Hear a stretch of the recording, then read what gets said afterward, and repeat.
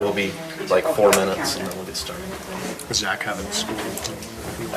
He's at the end of the agenda before public hearing, but I think we'll get there in time. But I think he said his school was 8 or 8:30. Well, hopefully we can move it along quickly. Do we need to move it up then? I was going to ask him, but we don't have two items now, right? Number 2 and number, what was the other one? There was another one that was canceled. I thought Julie said, or maybe it was because we moved the HR presentation to discussion.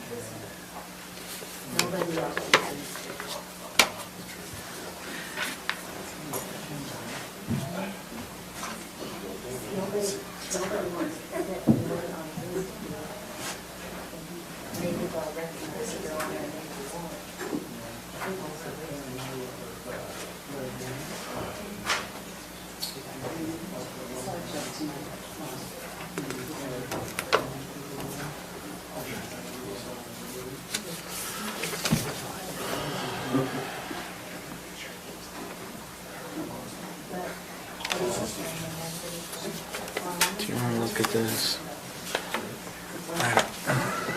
I don't know if I'm on this nominating committee because they think I'm the chair. When there was 3 on the commission. My dad was there when there was 3. On the agenda. Which one? Yeah. He called me today and said the person won't be here. What was it? I don't even know. It was to do with The extension, the USU extension. he wanted to go with recognition for this person. And they probably or individuals for helping us last year. Sorry. Oh, okay. That's funny. What are the other ones that are coming on? The other ones that are coming on? I don't know what this is. It's been hanging around for a few weeks. Okay.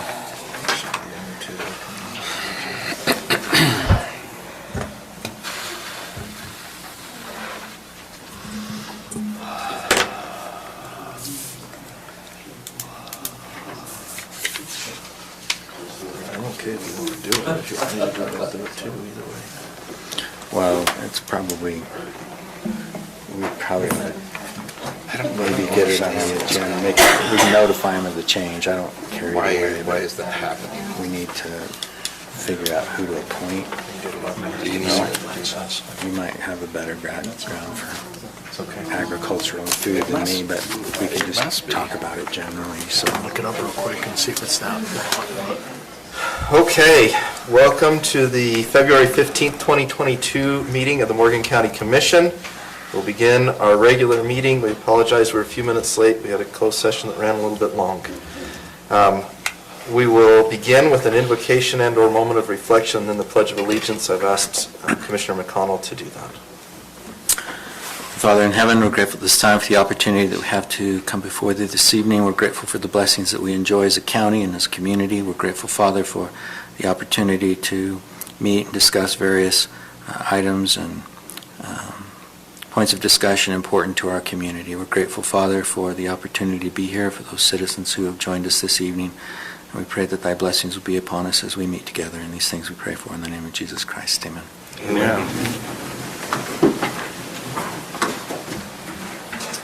I pledge allegiance to the flag of the United States of America and to the republic for which it stands, one nation, under God, indivisible, with liberty and justice for all. Thank you, Commissioner McConnell. We'll move to the consent items, approval of the January 18th, 2022 meeting minutes and approval of the February 1st, 2022 meeting minutes. Are there any amendments to the January 18th meeting amendments, or meeting minutes? Yeah. I did get some from Garrett, and so I already altered them with his changes. Okay, perfect. Any others? Okay, I'll look for motion on the January 18th, 2022 minutes. I move that we approve the January 18th meeting minutes. I'll second. Okay, we have a motion by Commissioner Fackrell and a second by Commissioner McConnell to approve the January 18th, 2022 meeting minutes as amended. All those in favor? Aye. Any opposed? Motion passes. On the February 1st, 2022 meeting minutes, are there any updates to the minutes?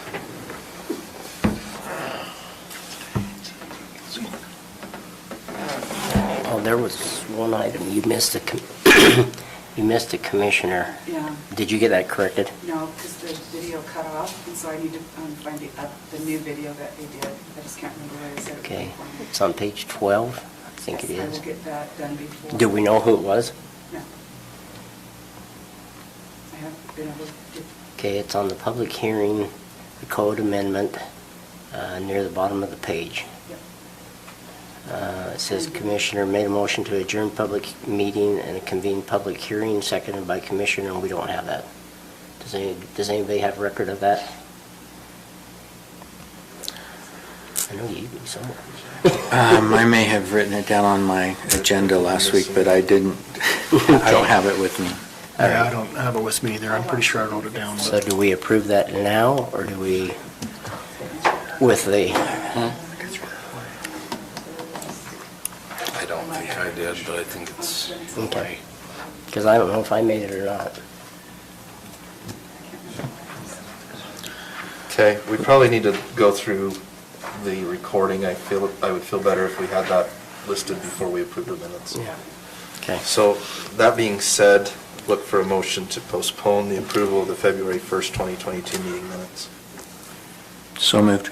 Okay, we have a proposal, or a motion to postpone second. February 1st, 2022 minutes, and a second. All those in favor? Aye. Aye. Any opposed? Okay, motion passes. Okay, Commissioner declarations of conflict of interest with any items on the agenda. Okay, seeing none, we will move into our public comment period. For any members of the public that have comments on any items on the agenda, we do have 2 public hearings scheduled for later on in the meeting.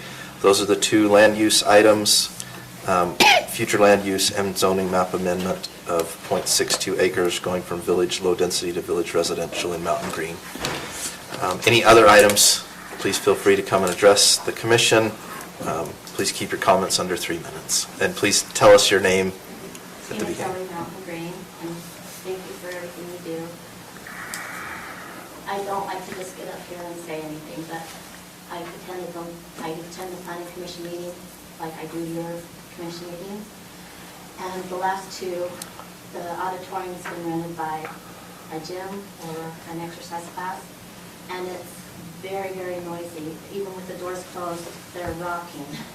And there were 2 public hearings at the last meeting, and it was very disconcerting and hard to hear, and I imagine hard to conduct a meeting. So I don't have a solution, but I'm wondering if there isn't some rules or something that could be put in place on the rental on meeting nights or something like that. It was very disconcerting for anyone who was here. Thank you. So, do you know if, so these doors were closed as well as the doors to the, I actually was out in the hall, and I was locked out of the meeting because they didn't realize the doors were locked.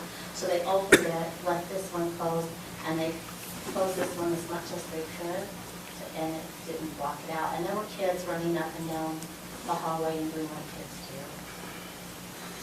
and was it mostly music that that was super loud, or was it the participants? Oh, the whole thing? Okay.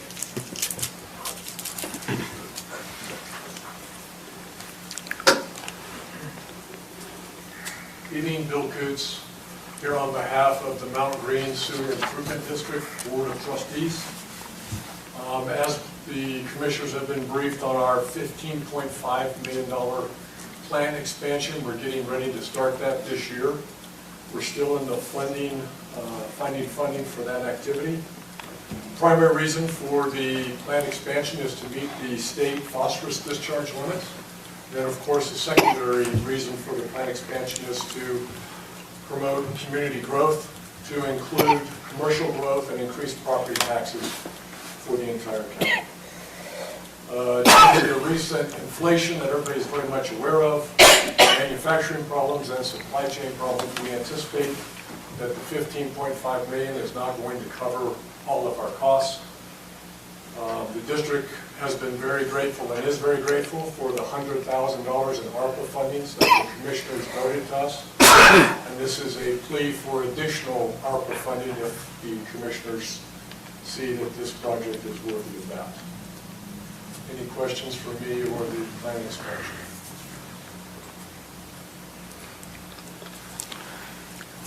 Can you just update us on what you have been able to raise? So this,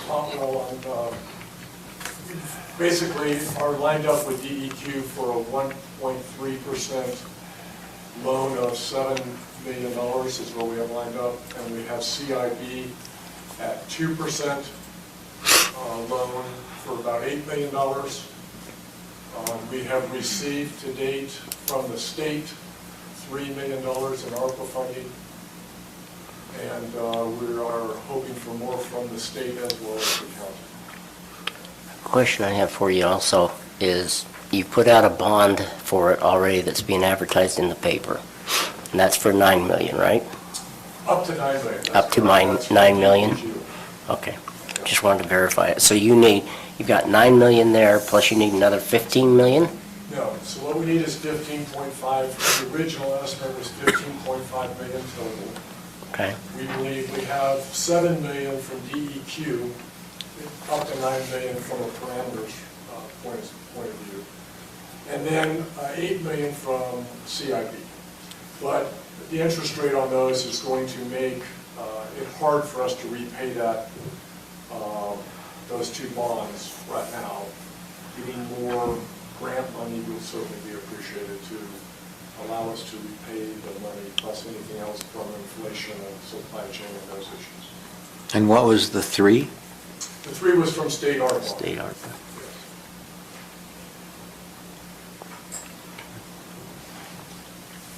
So you've got a potential of 18 million in funding sources. And ideally, what we would not do is take the full 8 million from CIB because it's at 2%. So whatever additional county ARPA you receive will reduce the amount? From CIB, yes, sir. Okay. Well, and I think just to add, that estimate probably wasn't done within the past year. It might have been done earlier. And as we all know, with construction costs, they're increasing quite rapidly. Thank you very much. Thank you. Thank you.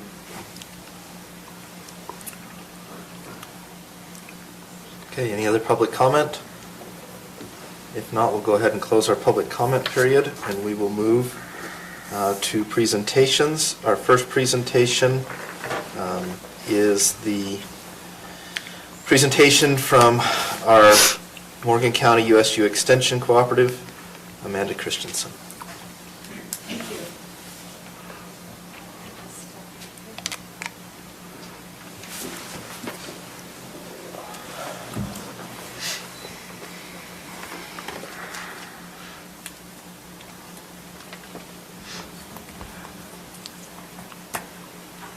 You parked out here in your regular area.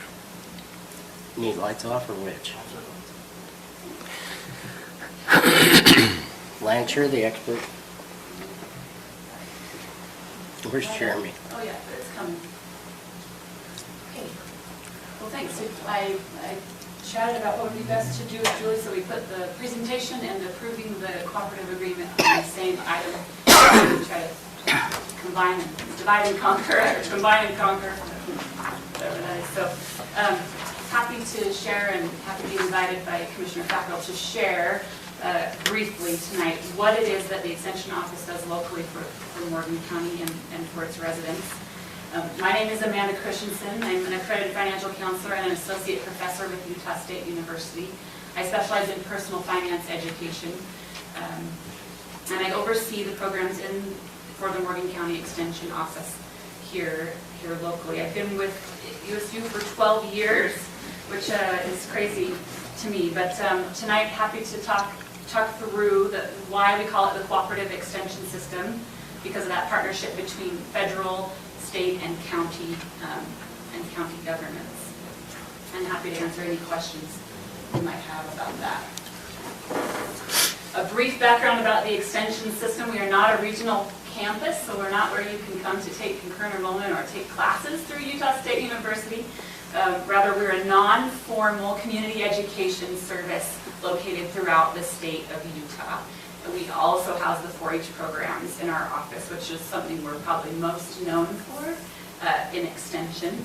There are 28 counties where I have offices in each one, as well as 5 gardens or learning centers throughout the state.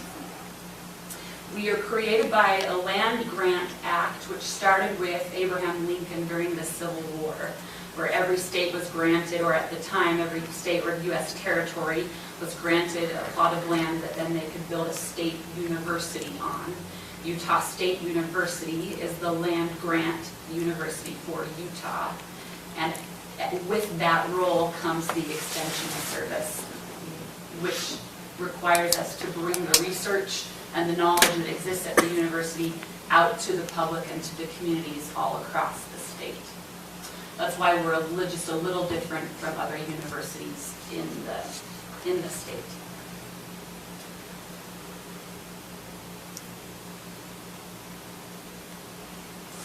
Statewide, we have just over 74 county extension faculty and almost 70 campus faculty. Our campus faculty have teaching and research assignments with students. County faculty, such as myself, don't have teaching research assignments. We have extension service assignments. Housed in the Morgan County office is myself. I'm full-time. Nicole Reed, our 4-H program coordinator, who is also full-time, and Mikkel Thackeray, our staff assistant, full-time.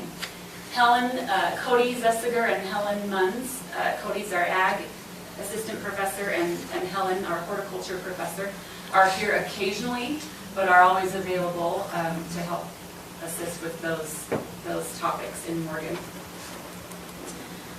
We were thrilled tonight just to share a few of the things we've been working on this past year or recently. While we do still provide the traditional services that you may have come to an extension office for in the past, like testing a pressure canner lid, answering a canning question, identifying a bug or a weed, registering for 4-H, helping at the county fair, these are things that I think we're most typically known for. We also have to evolve to meet the needs of an increasing population, recently a global pandemic, and the constantly changing demographics locally and statewide. So some of the things we're maybe lesser known for, but are certainly helping us provide resources across the state, are how-to guides, over 2,500 how-to guides and publications, instructional videos, online courses, and classes and webinars that are taught throughout the state. One of the ways this has evolved, actually largely due to the pandemic, is that now the topics that were maybe only available in Morgan County or only available in Sevier or Weber are now broadcast and available to a larger audience. So it's allowed us to bring more topics to local folks and actually expand what we're offering because of those virtual offerings. I'd like to just highlight a couple of things that we've done this past year. One way to help folks access resources during the pandemic was to provide quality online content. So pandemic hit March of 2020, and in May of 2020, I launched an online personal finance course. To date, participants are showing statistically significant increases in knowledge about personal finance, and they report positive behavior change, meaning they're increasing their savings or decreasing their debt, or they're fixing their credit. They're learning about investing for the future. So that's been a positive effort and really a beneficial thing. Then In July of 2020, I received $900,000 from the Department of Workforce Services to implement personal finance education in Morgan and across the state of Utah. So one of the ways that faculty in local communities we're supposed to respond to local and emerging needs and issues. And a current need, sort of what the situation looks like for personal finance now is that nearly half of Americans can't afford a $400 emergency without using a credit card. And half have zero saved for retirement, which is probably the worst statistic in my opinion. And the average household student loan debt is just over $46,000. Average household credit card debt, just over $15,000. So we see this as a pretty significant need and something that the American Psychological Association's Stress in America survey has cited as the #1 need 10 out of the last 12 years. So in response to that, we wrote the grant and now provide weekly personal finance webinars that you can access at your convenience, or you can watch the recording at night in your pajamas if that's what's convenient for you. And you can also request for us to come and teach a class, so we could come teach any group, any topic, anytime. An online platform that I oversee is the Utah Money Moms blog and associated social media platforms where I share real-life money smarts. I also won a first-place award last year for the Smart Money Tips radio segment that I do weekly with Utah Public Radio. So just a few things. We're doing there. We appreciate your continued support of the 4-H program in Morgan County. The pandemic did not slow the growth of the 4-H program. It increased. So we're thrilled to report that. 4-Hers are 2 times more likely to plan to go to college and 41% less likely to engage in risky behaviors. They're 2.8 times as likely to report healthy habits and report significantly lower drug, alcohol, and cigarette use than their peers. We're passionate about this program. We have a wonderful 4-H coordinator and really appreciate your continued support. Currently in our office, we're teaching after school, and we have a pretty active junior and senior teen council. We're gearing up for the summertime this time of the year, and right now we have a virtual kindness challenge that's live this week, so that's been a fun thing to watch folks engage in on social media. Speaking of social media or virtual programming, we implemented virtual programming during the pandemic for a while because it was kind of all we could do, and we had such a great response for things like a virtual 4-H 5K and the virtual kindness challenge that we've continued to do those things even now and have seen positive responses, as well as pretty significant impacts, including one of my favorite here from a 4-H'er named Alexa, who says, I learned that she took some cookies to someone at the bus stop who was unkind to her and bullied her sister at school. And so to see a 4-H'er that's, to put that together, to say, I can still be kind, these are the kind of things we see, and we love to share with you because this is, we see it regularly in 4-H. I mentioned ag and horticulture. Cody Zessiger is our ag faculty, and he recently hosted a virtual crop school. He's been helping with pesticide license credits during COVID-19. Pretty busy, has a lot on his plate. He covers Morgan, Weber, and Davis, which is why he's not here full time, but is available anytime for a phone call or email. Does really well getting back to people with those things. And then Helen Muntz is our horticulture faculty, and she has spring gardening workshops happening now, Master Gardener classes happening now. She also runs the Ogden Botanical Center, so she's pretty busy come springtime with that, but also covers Morgan and Weber counties. Has a multi-county assignment.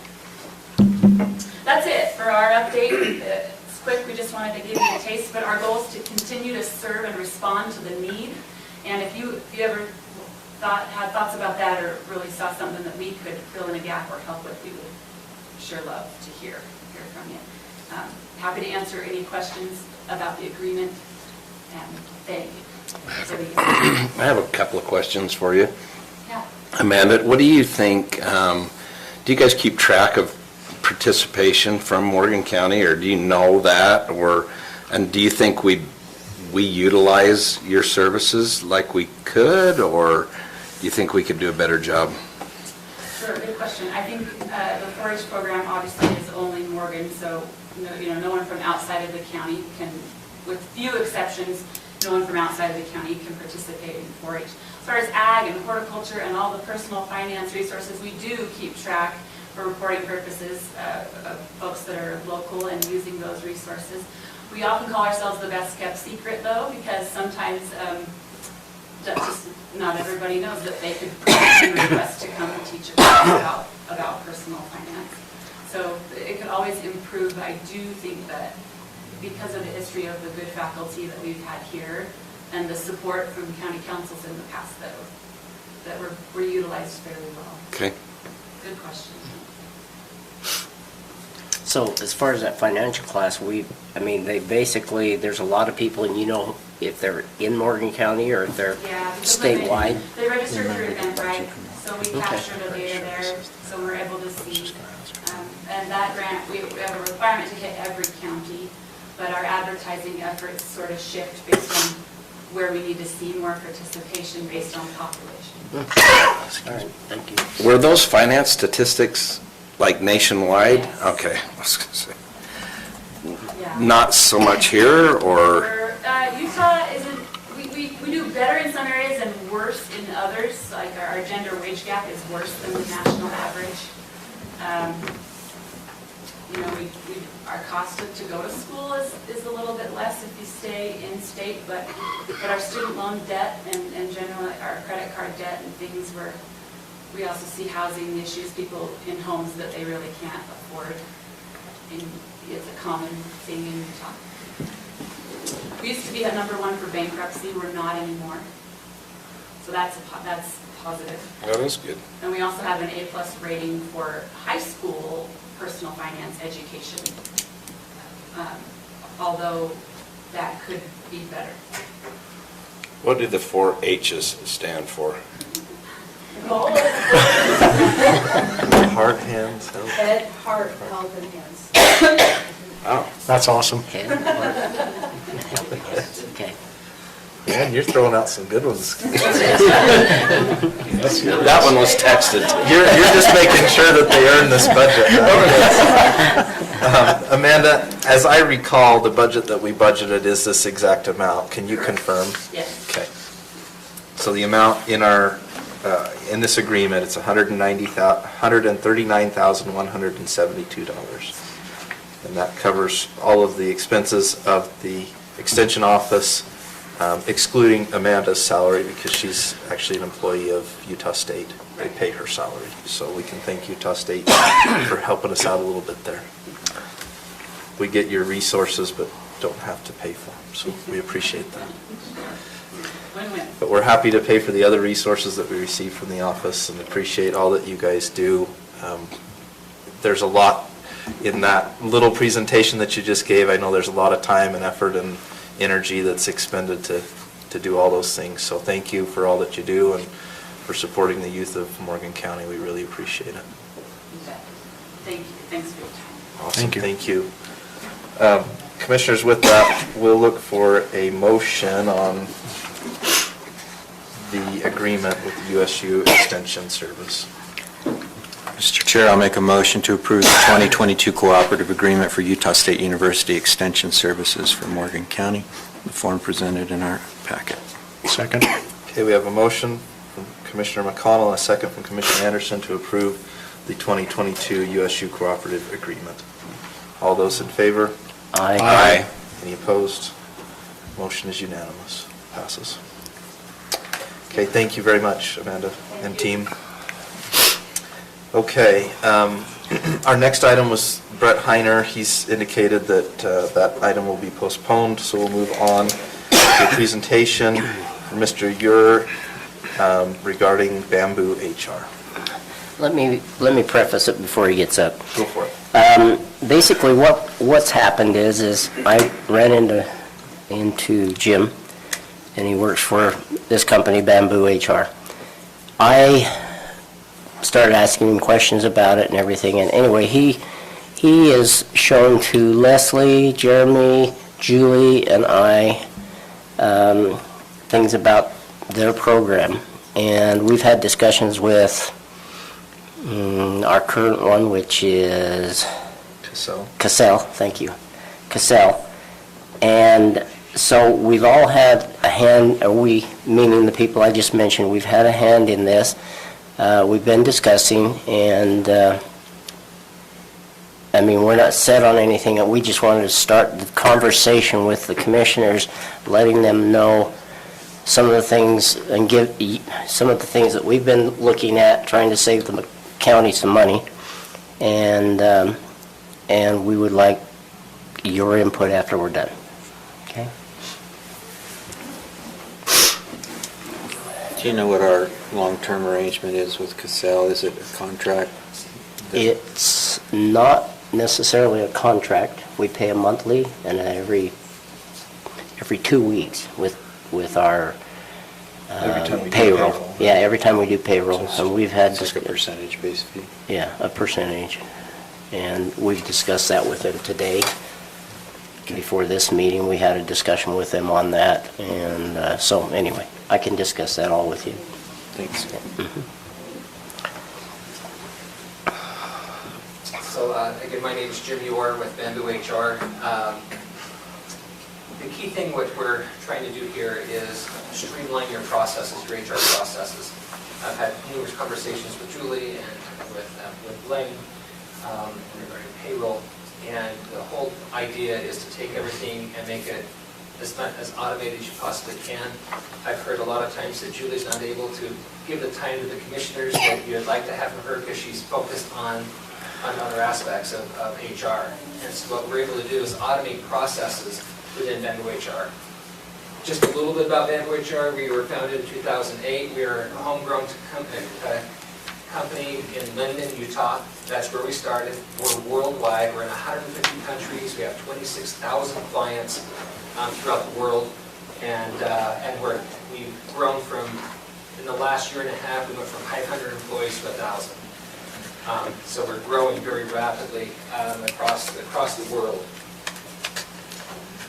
Just a couple of our customers that we have throughout the country and throughout the world, just to give you an idea of kind of who we're working with.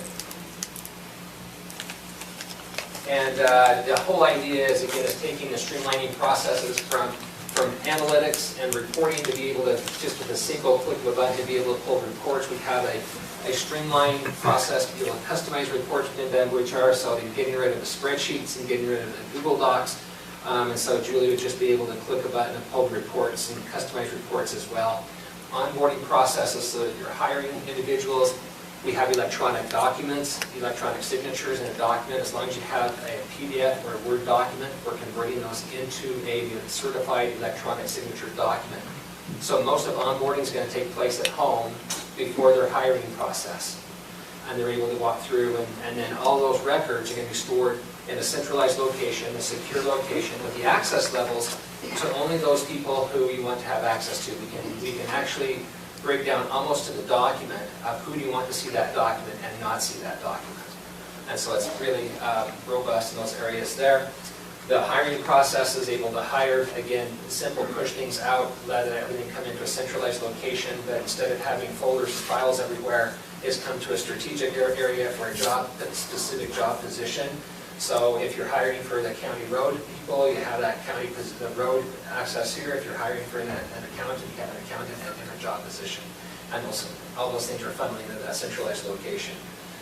We're able to keep track of compensation, of promotions, of all those types of things. Culture, we're able to help improve culture within the system as well.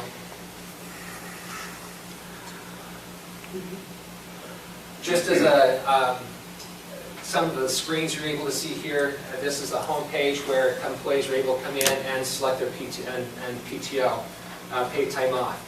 So Julie gets these phone calls, right, Julie, that says, hey, how much time do I have off in June, which is taking time away from her. They can come directly into the system under the request time off. There's a calculator there that go in, and keep track of their accrued hours. You'll accrue all of them according to your policies and your processes, including sick time, if you're tracking sick time, COVID leave, whatever you want to do with that, we're able to put it in the system and be able to track those accordingly, and they come in and be able, from their cell phone at home across the kitchen table, be able to request time off. That workflow process is going to go to their supervisor, or whoever you designate to go to, and they will be able to, with a click of a button, be able to approve or deny that time off. They'll have access to see who's already scheduled time off for that period of time through their pictures of who's there, and so they can make informed decisions of yes, we approve the time off, or not to approve that time off that particular time. Culture, you see birthdays, anniversaries, we're able to see who's new to the company. Celebrations are all on that home page there. The employees will also have access to, again, we're making this a self-service process, so they can come in and make changes in their own profiles, and if Julie wants to have notifications when that's made, she can have a notification go to that. As importantly, we're able to maintain documents in the system where you're able to set alerts and notifications. So if you have again, back to the county, your driver's licenses or your certifications for equipment, if one's about to expire, you're going to be notified of that well ahead of time so that they can make sure that they're getting those certifications cleared beforehand. You have to do the walk to... Do you want me to hold that for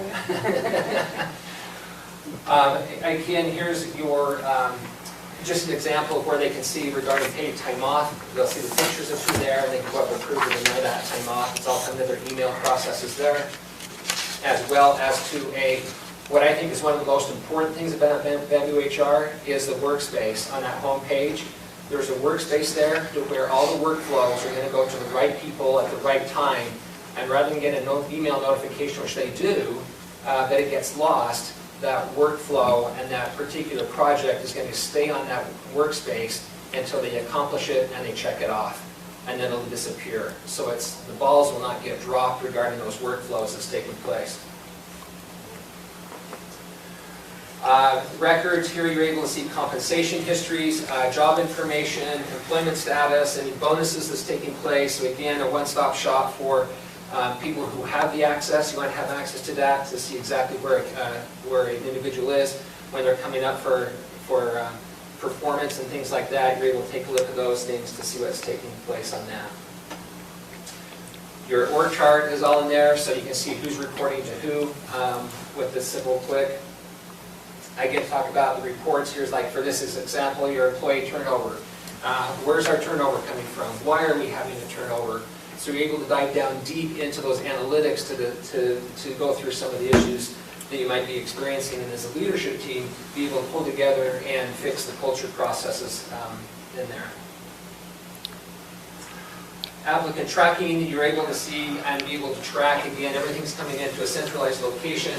For example, this is an implementation manager where they're coming into that one centralized location, and then they're able to rank them according by stars, keep the qualified candidates on top, and with a simple couple of clicks to the people who are not qualified, be able to send out a simple letter with a couple clicks and say, hey, regret informing you we've moved on with other candidates, so they've received a professional notification.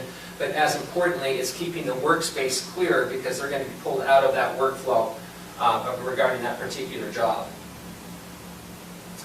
Offer letters go within Bamboo HR. Again, those electronic signatures to be able to electronically sign an offer letter as it goes out. It's customized so that it's with drop downs. So they're just filling in dropping to the spaces which they need to regarding their pay, regarding their hire date, regarding expiration date, those types of things. Anything else you want to customize in that letter to take place there.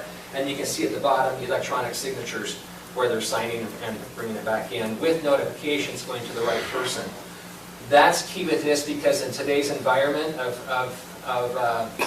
it's an employee environment right now, and there's a lot of competition for jobs. And so this is going to keep people ahead of the game regarding those job processes. The onboarding process, again, we're taking opportunities to be able to push out all the information, your county handbook, your employee handbook, any of the policies and procedures that you have, be able to push that out to them before their first day of hire. It's going to be a green process, and that's in today's world, and that's a lot of the green process is what employees are looking for. And so they'll be able to accomplish those things at home before they come in. So the key thing is on their first day of hire, they're walking in and all they're talking about is your culture and training. So all the paperwork is already electronically and digitally handled and put into the centralized locations. Offboarding process as well. You'll notice also that up here in one of the tabs, these are all personal tabs up here. They're customized to how you want to have those tabs working for you. One of those tabs is assets. So if a person has a credit card, has a county phone or a computer, that's listed in the asset file, and that's going to be put into the offboarding process so that when they're being offboarded, collected the credit card, collected the computer, collected the phone, etc. So nothing gets missed. They're shut off from their email. That's the check that gets done. Again, the phone shut off there. So it's really ensuring that the offboarding process is in place as well, just by the simple clicks of taking through those processes there. The electronic signatures, as mentioned, will come in through for anything you want to create, and that's a lot of companies will get very creative of how they're using their electronic signatures, gathering data or disciplinary processes or anything of that nature, so they can send to them an electronic certification. Yes, we've talked about this, and then multiple signatures, if required, are able on those documents as well. So if you're eliminating any DocuSign or any of those types of process there within your HR process, which is a huge savings as well on the onboarding processes and the electronic signature with the electronic signatures. Announcements be going out, be pushed out to all the employees of, part of culture. Hey, pizza party Friday afternoon, and be able to set that announcement pushed out to the staff. They're going to receive that on their cell phones. Again, because it's all cell phone, free mobile based on with that, you'll be able to pull that information in. And any additional essential information can be pushed out in those announcements also. I talked about the tracking of the assets there. Training tracking. So if you have training that your employees are required to be tracked on, there's a training tab in here where you're able to upload all the training that's taking place. We're getting links. And it does a great job of managing the timing of those trainings that's taking place. So for example, sexual harassment. This is every year. That's automatically going to be put out there on a particular date when it needs to be done, and it's renewed through that process, so nothing gets dropped in that particular area there. Quick access company links on the home page. If there's a page where your employees normally go to, with a one-stop shop from their cell phone, they can just come to their processes here. They can track their benefits on that rather than calling Julie and say, hey, what's my deductible, or any of those types of things of that nature. You can have those already linked there where they come in, click on the link, it'll take them to the information that they need to go to. Again, we're making this as self-service as we possibly can, so Julie and HR is not being bothered. They're able to just go to Bamboo HR and track that information. Time tracking. So time tracking, with their cell phone or with the computer, they're able to clock in and clock out. One of the interests that kind of came up is able to track projects. That if you wanted to track the amount of time an employee is spending on a project, we're able to go in and click on that project, and they'll be able to track when they're, as long as they're working on that project. And then again, back to the reports, we're able to run those reports, how much time is being spent on those projects. This is also going to the timesheets, and so to push those timesheets over, as we have the payroll system in there, it's just a simple push over into the payroll process, and we'll be able to be tracked accordingly. While we're on that payroll side, employees will be able to pull their W-2s, be able to pull their pay stubs, all from their cell phone, taking a look and seeing exactly where they are with their pay stubs and everything of that area there also. Another example of the time tracking, it can be set where they're either clocking in or where they're just putting their time in accordingly, so it's customized however you want to be able to work that. Again, with multiple projects, they're able to track each project throughout the day if you're wanting to track those items. We take our security very seriously. This is our livelihood, and so we have all the essentials regarding our security processes, SOC 2 compliance, privacy shield, specific access levels, how we want to set those access levels up. Our partners that we utilize are either SOC 2, are all SOC 2 certified as well. For backup, part of our backup processes is every night, and our system will go to 2 separate locations.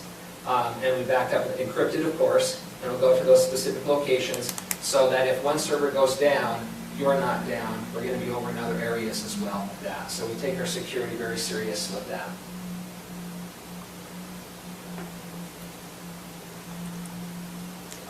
One of the other things, notifications, we talked a little bit about that, so we're able to set those notifications for certifications, for licensures, anything of that nature to keep things alert and the top of the frame, top of the pile there, so things don't get lost.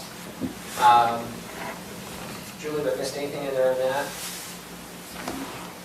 I'm going to pick all of the things and you know what's going to pop up, so thank you. Just a little surprise for you. Yeah, sorry. Benefits, again, employees from their cell phone can come and see how much their benefits, how much the county's paying for their benefits. That's going to be loaded in there, and that's part of the opportunity of keeping employees, is saying, hey, go take a look and see how much we're paying for your benefits. So a lot of times benefits are not really looked at, they only look at salary, but when they have this on their homepage and they see the county is paying 90% of their benefits processes, then that's a great way for them to be able to see exactly what's taking place and maintain employees. And you can see all the different benefits that your listing will be showed there as well. We have a strong implementation process.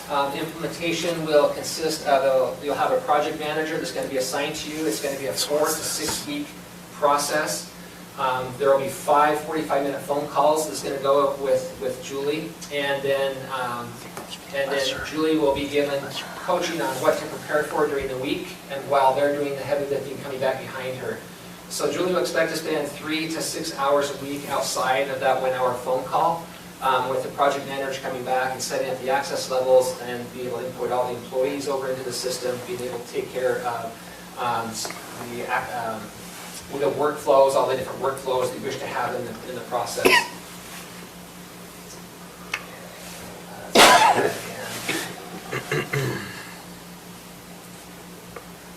What did it just do? It probably just ended, because I didn't put your last one in. Oh, sorry, okay. Julie, any comments that you'd like to? Yeah, I'd just like to say after seeing what they have available to us, I was really impressed because we use, Leslie, tell me if I'm wrong, but we use at least 5 or 6 softwares right now that would be eliminated by doing this one software. Everything would go into it. I'm not talking even about payroll, I'm talking just about applicant pros where we do all the hiring stuff. That has to come over, and it's a pain in the butt to use, and it's not user-friendly. This is super user-friendly. All of the county employees will love it because it's user-friendly. I get phone calls very often from all new employees, which I've had 3 this last 2 weeks. They can't get onto certain software. Their passwords aren't working, or this is wrong. It's just wasted time.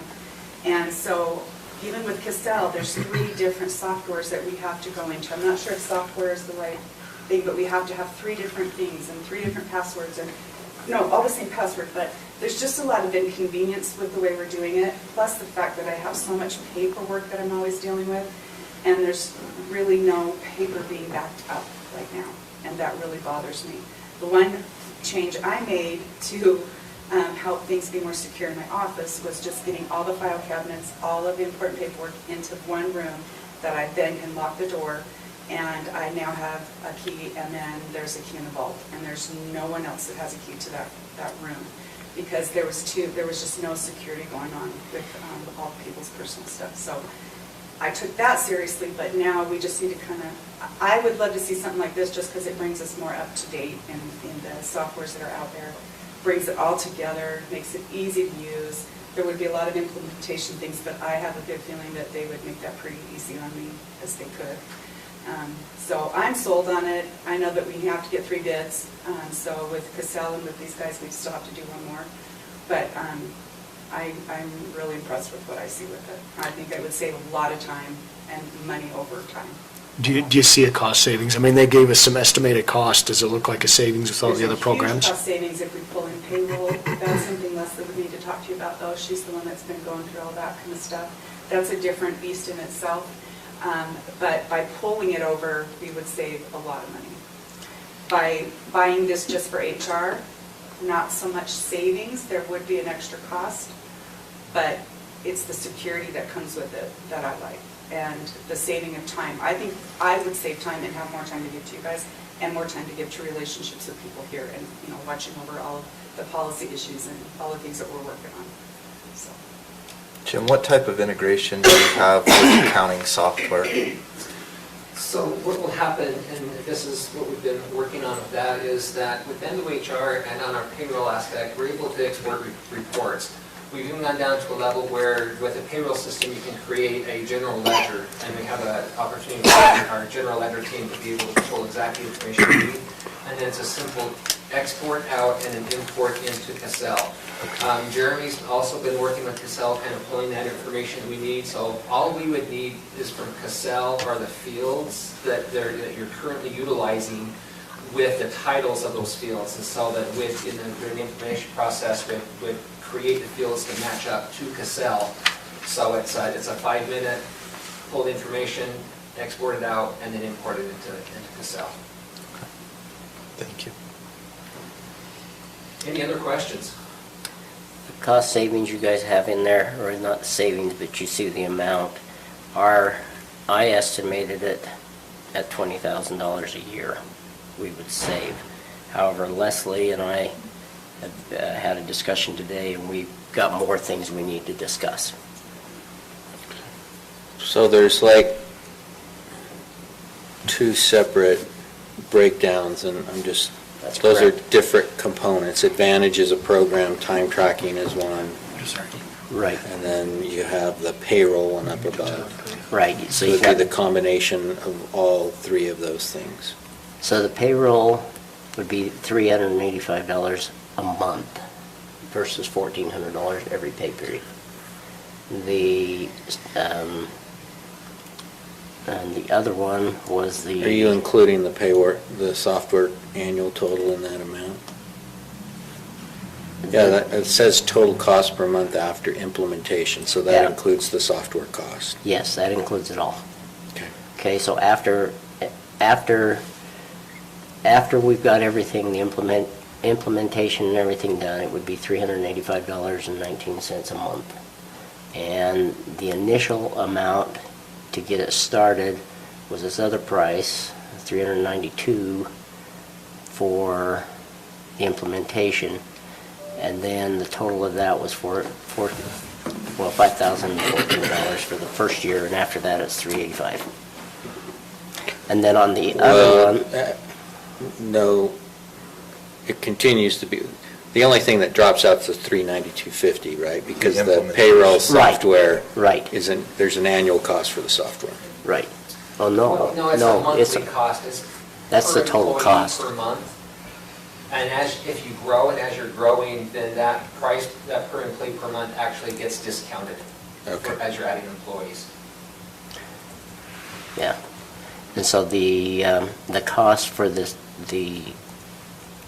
HR part of it component was $604 a month.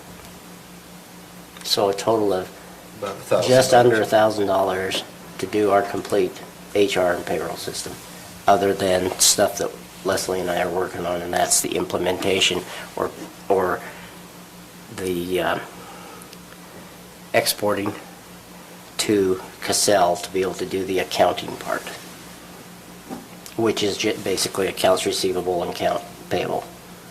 And is there anything else? That's about it. Well, it shouldn't be accounts receivable or accounts payable, it's payroll only. Payroll, yeah. Yeah, we're not talking about moving AR. No, we're just talking about putting the payroll into whatever it needs to go to with Cassell. Okay. And what about software updates and ongoing? Let's ask Jim. help when they need it and Great stuff? question. So with Venue HR, we have a great support team. In fact, as you Google our support, you'll see we're among the top in the industry. Our support team is open 6 a.m. to 6 p.m., Monday through Friday, Mountain Time, of course. Last month I had a problem with my demo account. I called the same 866 number that everybody else talks to, and I was talking to somebody in 30 seconds. So our support team is there. We have the implementation. Everything will get placed in implementation as you have changes. And there's training that's going to go through the implementation. So we're able to have unlimited calls to our support team because we do such a good job with training during the process that we don't need it all that often. And so when you do get stuck, then you just pick up the phone, give our support team a call or chat or send an email, whatever you'd rather do, and to get the support that you need. That's included.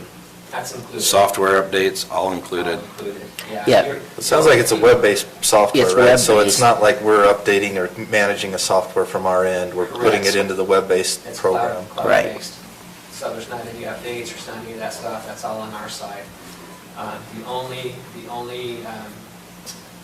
cost that you will incur is that per month, per employee cost. After implementation, it's just that per employee per month cost for the HRIS, and then also for the payroll. I'm including time tracking in the HRIS side as well, so that's all, that'll be billed all at the same time. There'll be two different billings, the payroll billing and then the HRIS. And I'll take a look at that. When they come in, I'll take a snapshot, how many people are in payroll, how many people are in time tracking, how many people are in the core system. And then it's automatically billed to the county. You'll receive an invoice, it's automatically pulled, and you'll receive the receipt on the anniversary of each month. And how hard is the transfer for all the information? Is that all the information that's in Cassell to your system? Is that all just they have to do it by Yeah, so hours putting it in, or Our what? support team are, during implementation, are going to be taught how to pull those things over. We're going to pull the employees over. If you have a lot of data then they'll teach you how to pull that data over to put into it. But you assign the project manager who helps Yes. you Helps with you. all of that, right? Exactly. Yeah, she's not going to be Exactly doing it right. all. Yeah, that project manager is going to lead that whole process, including giving thoughts on, you may want to think about doing this, because they do it all the time to help improve some of the workflows. And some of those workflows are promotion requests, compensation requests, according to go to various areas. Again, whatever workflows you want to put into it, the asset, compensation asset flows, again, whatever you want to put into that for workflows, then we can include those with you. I can tell you also, Jeremy's been involved a lot with the meetings and different things. He's really sold on the HR program. The payroll thing, him and Leslie were still trying to work through that issue, but he was really sold on the HR part also for what it could give to the county. Who controls the documents? Who can see document this? Who can see document that? Great question. It's according to the access levels that's provided. So the super user will be able to see all documents, of course, but you're able to create those access levels so that even going through an applicant tracking process, so if you don't want to have the line supervisor to see the compensation, that can be blocked. So they won't see that compensation. It's entirely up to you what you want people to see and not see. And who normally is that super? It would be like Leslie. Okay. Exactly. It's whoever you appoint that as a administrator. So we just call that administrator, and whoever you have administrators. If you have people that you want to be kind of administrator but not quite, that's going to come down to the access level, so you can still block them from whatever access you want them to have. To see or not see. Okay. Good question. And that's one of the profound things about Venue HR is most companies, it's 4 or 5 levels and that's it. We're pretty unlimited with our access, how you want to do that. So have there been other jurisdictions, municipalities or counties that are using the system? We have 200, as far as government entities, I told I have 44. How many? 244 is what you sent me. 244 government entities using Venue HR. I'm in the process now of trying to find out regarding payroll also, if there's people who might be able to, I think I've responded back to you to see who we can get for a referral source, if that's the case, so we can have that referral source. That's a bigger thing with HRIS. We've acquired a Trax payroll, that's our payroll system, about 4 years ago, and so it's now integrated into HR, but we don't have as many users in Trax payroll as we do with the system, so I'm trying to really narrow it down for the payroll side, so you'd be able to talk to somebody at that point, and people working on that now. And what's the commitment on this? Is this agreement-wise, I love that term-wise? question. No contracts. Month to month? Okay. Just month to month. Yeah, we're growing like crazy. We don't need the contracts. People love us for the most part. And so if we're not doing the job, fire us and walk away. And then we'll help you actually import data over to other places if you don't like us within 30 days. And bamboo came from all that bamboo they grow in Linden, or? That's what they export or import. They import it. It's just, we had a different name when they first started out, nobody could remember the name, and so they came up with Bamboo HR, and I can't remember, it's the plentiful sources out of bamboo in certain areas of the world, and also we're a worldwide company, so kind of bringing it out to the worldwide as well. Okay, any other questions? Thank you, Jim, for your time. We really appreciate it. Thank you so much. Thank you. Leslie, do you have any comments on it? Yeah, I'm concerned because government accounting is so much different than business accounting. I'm really concerned about the imports, exports. I would really like to talk to another county or two to see how it works for them. I have a lot of concerns, but we've been having a lot of meetings and. Jim, do you have a test database? Is that something that? Not for payroll. Okay. We do for HRIS, but we do not have a test database for payroll at this time. I was just wondering if we could do a test run, Yeah. to see how it looks. Okay. Yeah, Leslie did bring up maybe, if we choose to go with the HR, do that for 3 months, let that get, work all the bugs out, and then consider moving payroll over, but waiting until we're really comfortable with it. Is that still how you're feeling? Yeah, I still have a lot of concerns about how it's going to integrate with our general ledger. Okay. Yeah. And that's one of the things, again, be able to create that general ledger with our team. There is an additional charge for the general ledger, and it's $200 an hour. We anticipate maybe 3 to 4 hours of creating that ledger. And so then we'll get exactly what we want to, but that's what we get to work on and make comfortable there. We can set up the HRIS system without any problems, without the payroll. And then when you're ready to do payroll, we can add the payroll to it or not. And it's entirely up to you what you would like to do with that. Part of that is, a big part of that is we're saving on both components, HRIS on the payroll side, but they are independent of each other. I should say that because payroll is dependent upon the HRIS, so that's the engine that drives payroll as well. But HRIS can operate on its own and still save the time side, the time saving and the functionality and everything takes place on the HRIS side. Sounds like if any of your municipal or county clients are in the state in particular, it might be helpful to talk to someone that's doing the payroll. I have some individuals who's working on that now, trying to gather some places. I don't know if we'll have any in the state because we're so, across the country.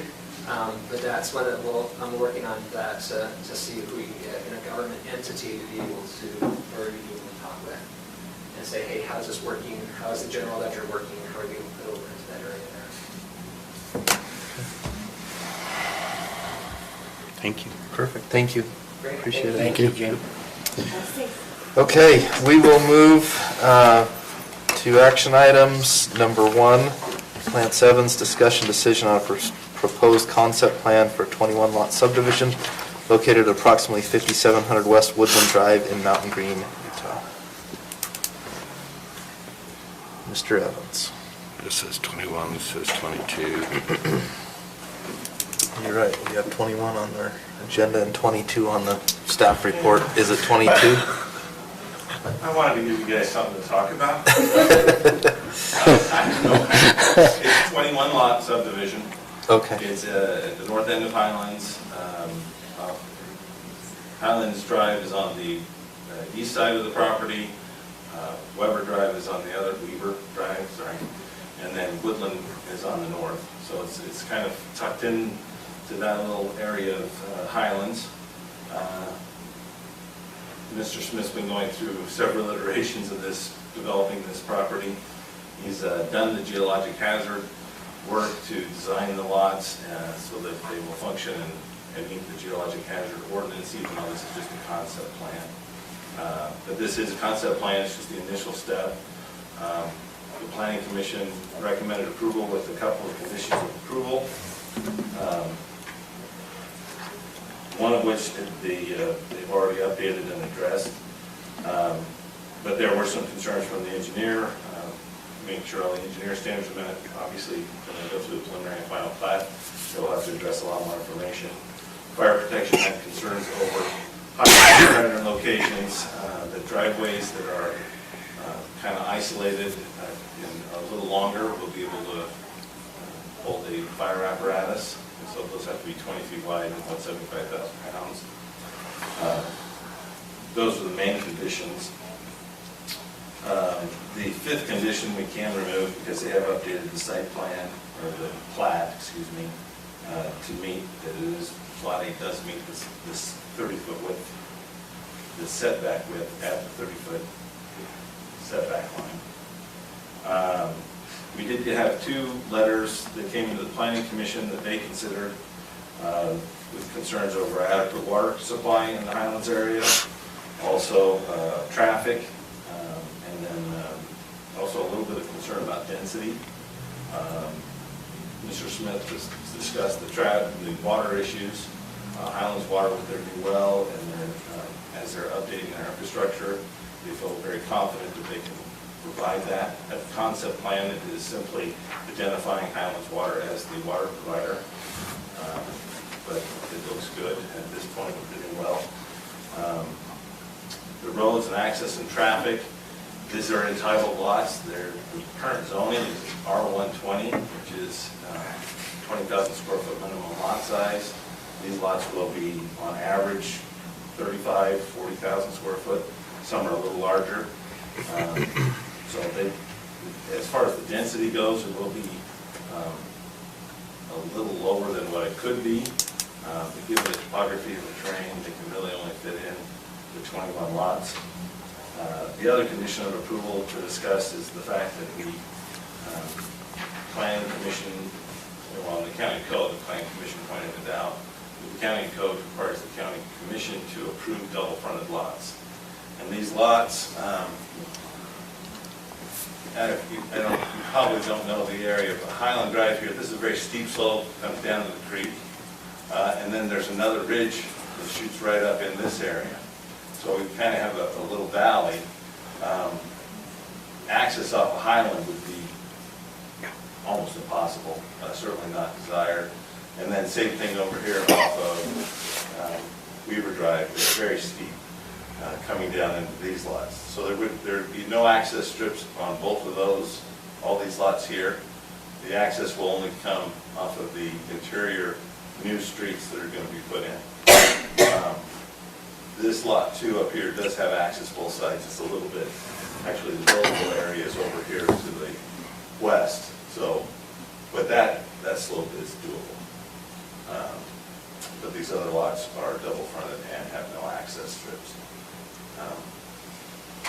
Planning Commission recommended approval. I don't think there's any other questions you may have. Lance, for the benefit of the public, will you please just kind of describe where we're at in the process here? This is a concept plan.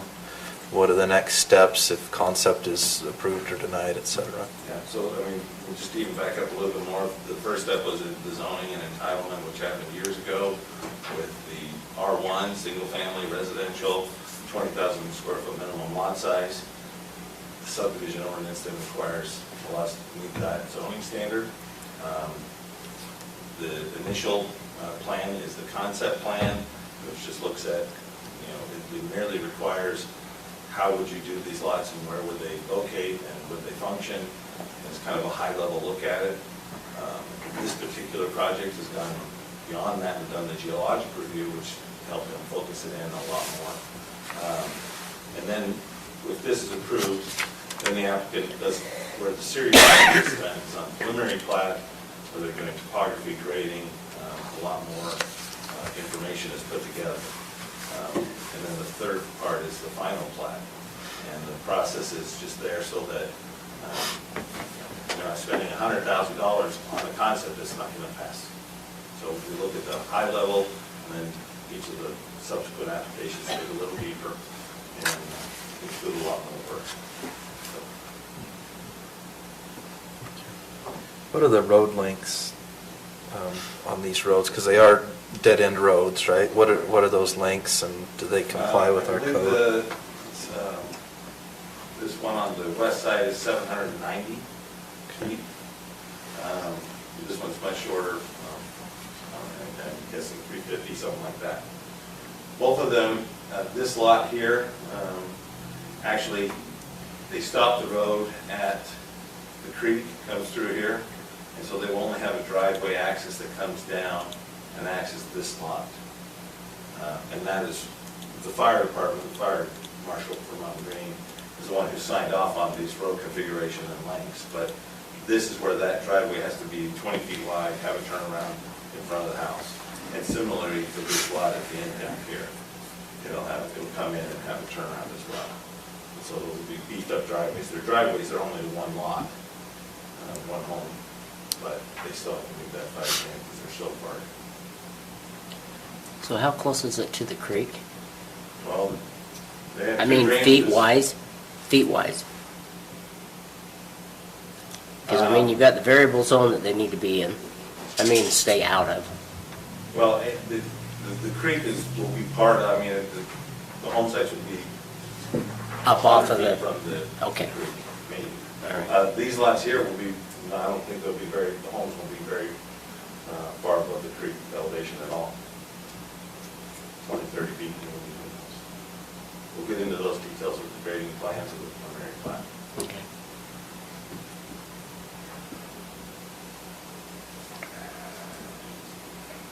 Okay. Any other questions for Lance? Is the applicant here?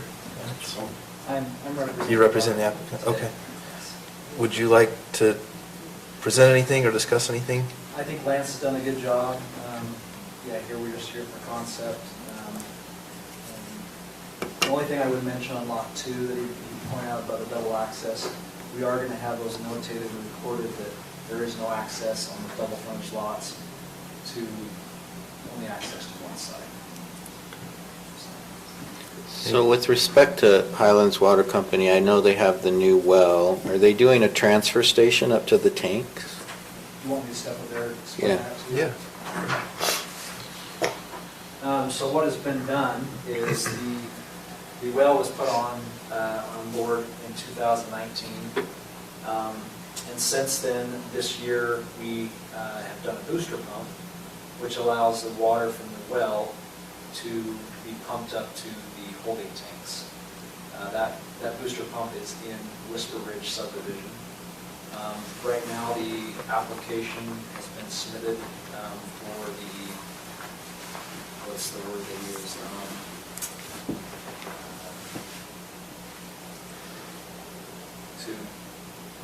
What's the word? But the state gives you the approval. I forget that. Anyway, so that application has been submitted to them so that they can come do their final inspections before that booster pump is Goes online. turned into the system. So But it's been constructed, it's all- the it's pump's in 100% place. complete. All we're waiting for is the state to come and sign off on it. So it is fully operational. So currently there's, with the water, we can support 787 homes. Currently there's 519 connections, and that includes the Rome Phase 1 and also the Paul Warner subdivision. So we have adequate water supply. And may I just mention too that even during the drought season, since 2019, Highlands Water has not been on any water restrictions whatsoever. Any other questions for the applicant, commissioners? Okay. We look for a motion on item number 1, proposed concept plan for 21 lot subdivision. Make a motion to approve the Shady Creek Estate subdivision concept plan application number 21.062, allowing for a 21 lot subdivision of land located approximately 5700 West Woodland Drive based on the findings and with the conditions listed in the staff report dated February 15th, 2022. Second. We have a motion and a second to approve, a concept plan for 21 lot subdivision at approximately 5700 West Woodland Drive in Mountain Green. Any comments on the motion? All those in favor? Aye. Any opposed? Okay, motion passes.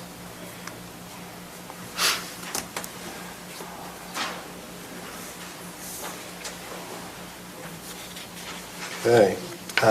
Item number 2 has been removed from the agenda and postponed to a future meeting. Item number 3, Chief Brian Brendel, discussion decision, no parking fire lane in Mountain Green. He's I not don't here. see Chief Brendel here.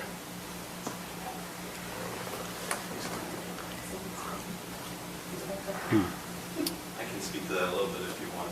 Okay. Do you want us to, well, maybe you can give us a little info and we can either Well, postpone or? Chief, well, I don't think we need to postpone it necessarily. Okay. But I wasn't sure what the mechanism was. I haven't had time to work on that, for whether this is a resolution, but Robinson Lane, as you go north in Whisper Ridge subdivision, it does a little S-turn, and it's a narrow street, and between the curve, parking on the street, the need for snow removal and access, it gets very narrow and it's very difficult. If there's a few cars parked there, the fire, and this is all, I don't know this, but Chief Rentel's told me this, it gets very difficult to get access, and there are safety concerns there. Snow plows is difficult as well with the cars parked on the street there. So we'd like to have it be a no parking area. I'm assuming, based on the information here, we probably don't have an estimated cost for that signage, but we could certainly get that from our Public Works Department. I won't imagine it, I would I don't imagine think it'd be it'd very be super much. expensive. He says 6 signs. Is it curb and gutter in there? Yeah, It there's is, curb. yeah. Did he mention anything about painting the curb red? Yes, he did. So it will get more expensive if we paint it, for sure. I'm just thinking you might be able to reduce the number of signs if you paint the curb. That's right. Yeah, that may be. It seems to me that this is probably an item to refer to our Public Works Department to let them get a cost for us and determine what should be done there. So just a motion to postpone? Or just, yeah, what would you? Reschedule? Yeah, we can either postpone or we can ask Public Works to just do it, depending on the cost. As long We can ask as them long to as come it's back with under the our cost and- $5,000. Yeah, I don't know what the cost Better is. not I think if be. they come back with the cost, we Okay. can make a decision with Yeah. that. So let's maybe have a motion to do that. I move that we postpone the decision until after we get the costs on the no parking fire lane in Mountain Green, requested by Chief Brendel. I'll second it. Okay, we have a motion and a second to So just postpone. one question, so who are we asking in the staff to take this to? So we'll ask, Brett? we'll ask Brett to do that. I don't know. I just want to make sure he gets the request. Do you I'll and get I it want to to him. take that on? I'll get it to Okay, him. well, Commissioner Anderson and I will make sure that we get with Brett and get that done. Okay, so we have a motion and a second to postpone this item until we can get some cost estimates from our Public Works Department. Commissioner Anderson and Commissioner Newton will make sure that we get that from Brett Heiner, our Public Works Director. All those in favor of the motion? Aye. Aye. Any opposed? Vote is unanimous. Okay, item number 4. It's an item that Commissioner Wilson and I have added here. This is a resolution to transfer funds from the general fund balance to the Fairgrounds Capital Improvement Fund. So all funds generated from 2021 at the end of the year rolled into our general fund balance. According to the numbers that we've been given from our treasurer, the Morgan County Fair actually generated a positive revenue in the amount of $61,882. That was above and beyond their expenses for the 2021 fair, which is a tremendous amount of money. There's been years when we've gone in the hole on the fair, so to generate a big revenue is great. In 2019, the Morgan County Council established a resolution that all funds generated by the county fair above and beyond our expenses would be rolled into the Fairgrounds Capital Improvement Fund to be used to improve the facilities. So this is just complying with that and a resolution to transfer those funds. I have a question on it before we do. Sure.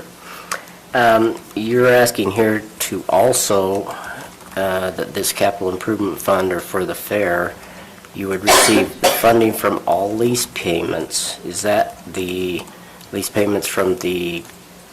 That's the fairgrounds facilities themselves, and that's already been happening.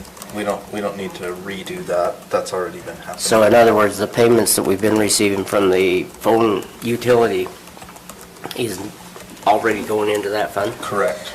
Yep.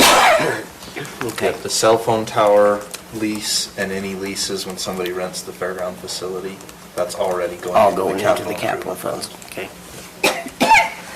So, and just for your information, that generates somewhere around $25,000 a year, depending on the year. Okay, so that means after we, is that going to be constant? So that means we don't have to come up with additional funds then to take, well, we're going to have to anyway if we ever build anything, a building. Sorry. Well, depends on what improvements Choked we up. do. Yeah, it depends on what we do. Now, what the fairgrounds, and this is separate from this discussion, but the fairgrounds board would like to build a picnic Bowery pavilion in the next year to provide more shade. We lost a lot of trees in the windstorm in 2020. But that's a totally separate discussion. We'll go through a bidding process. Yeah, that's out to This bid. is just moving funds into that. That's fund. fine with me. Do we have Any a other resolution questions? number? It'd be a resolution 2. Yeah, we'll need a resolution number. Do you have that? It'd be CR 21 dash, okay. 22. Sorry, 22 dash. Dash. 22.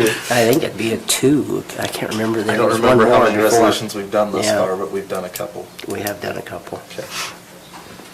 So I guess pending that resolution number, we can get that number and add it to it, and then we'll confirm that that's been added in our meeting minutes before we approve the meeting minutes, if you're okay with that.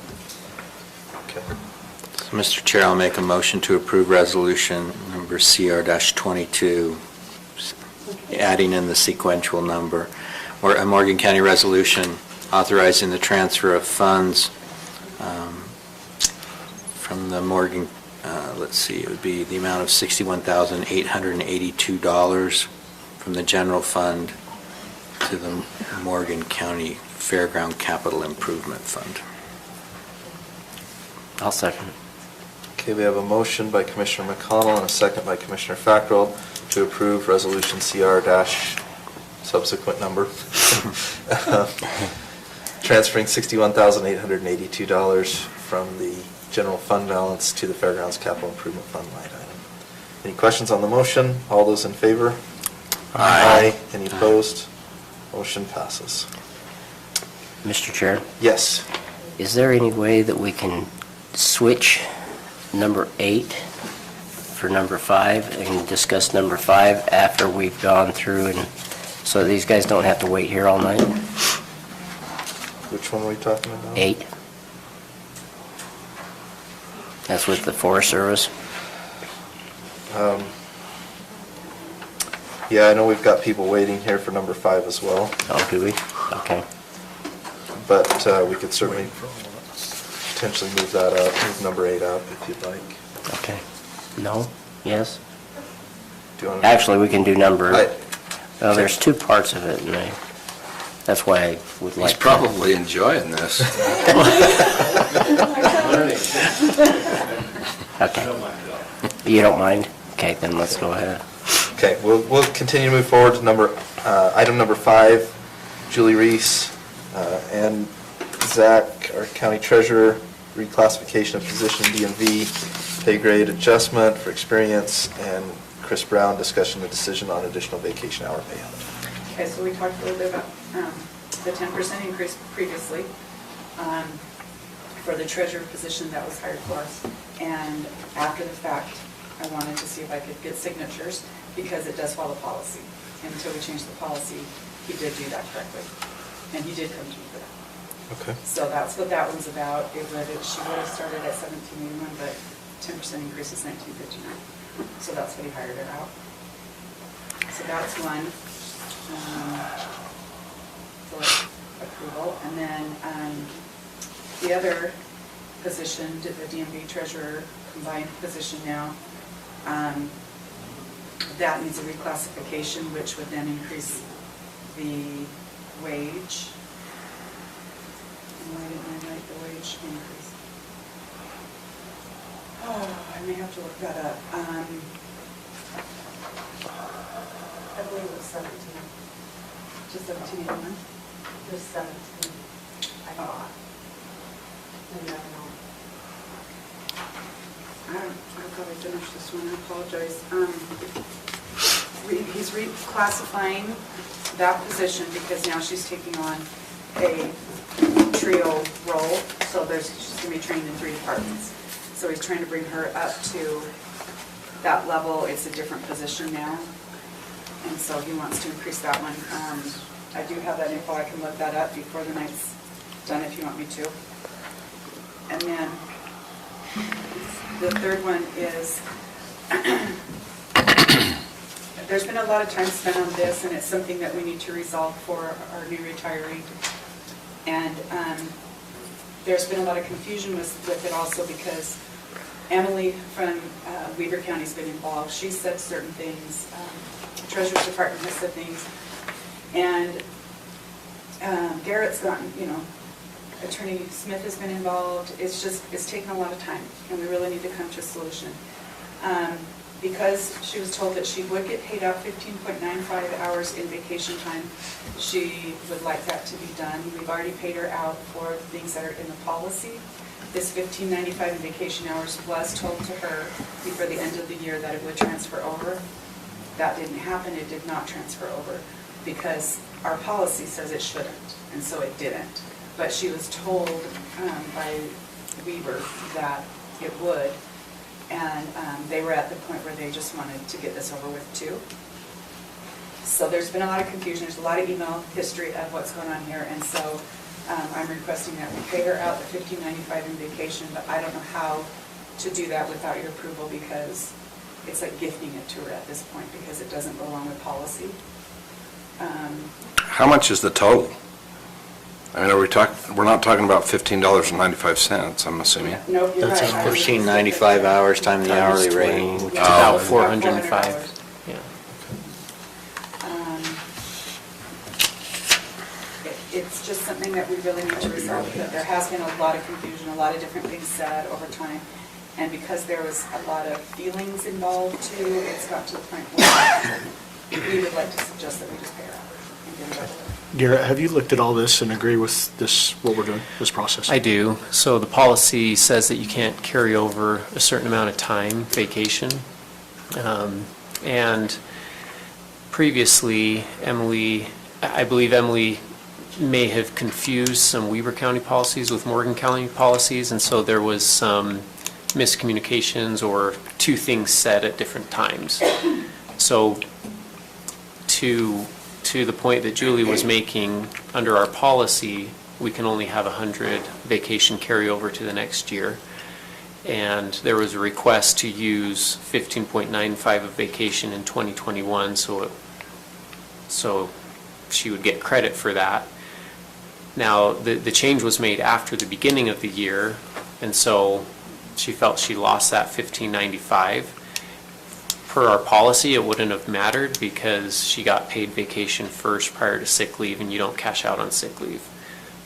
So either way, under our policy, it would not be something that would be paid. However, because of what was stated earlier, and given the situation with the back and forth, that was the recommendation, the joint recommendation as a resolution. So we've got three issues here. I think we need to treat them three separate issues. I do too.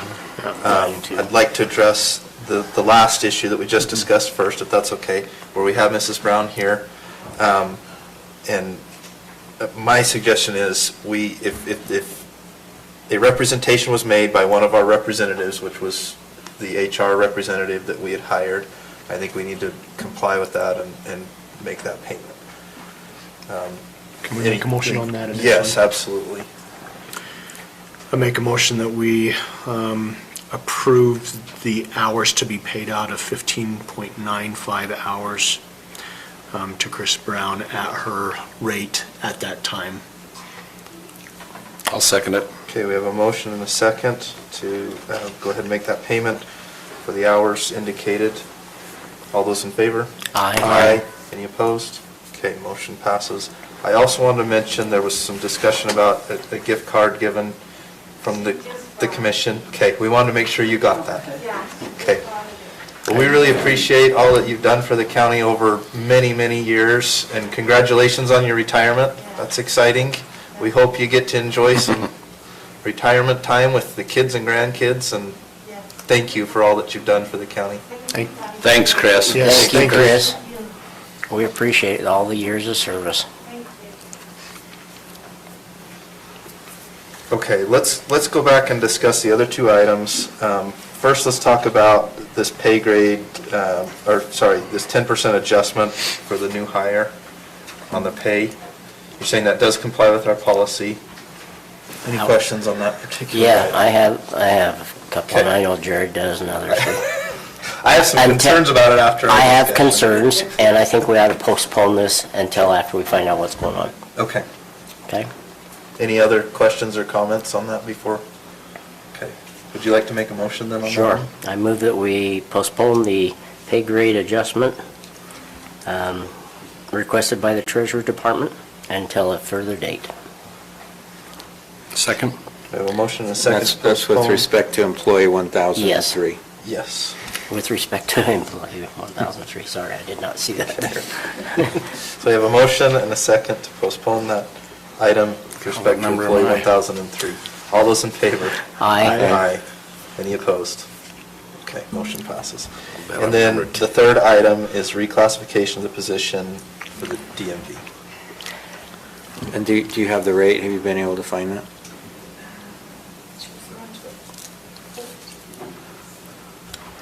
She was going, you wanted, the classifications that Julie mentioned to me, she went from 11, she was combining three different things, 11, 12, and a 14, and There is a 13. there is no 13. At least not on that one. What's the change? That's what I don't understand, and I think we need to make a decision on that. I think simply being cross-trained Just doesn't necessarily change the necessarily. grade. That's right. Would they just receive a increase? Yes, they did. First of the year. They did. This one, I do not think it increased. Because she Maybe not, was because she hired just at that barely one. started. She was just barely hired. She was at that rate, which did not get the increase that all the other employees got for the 5%. My opinion is we do not, we can increase at the 5%, but to this different grade classification,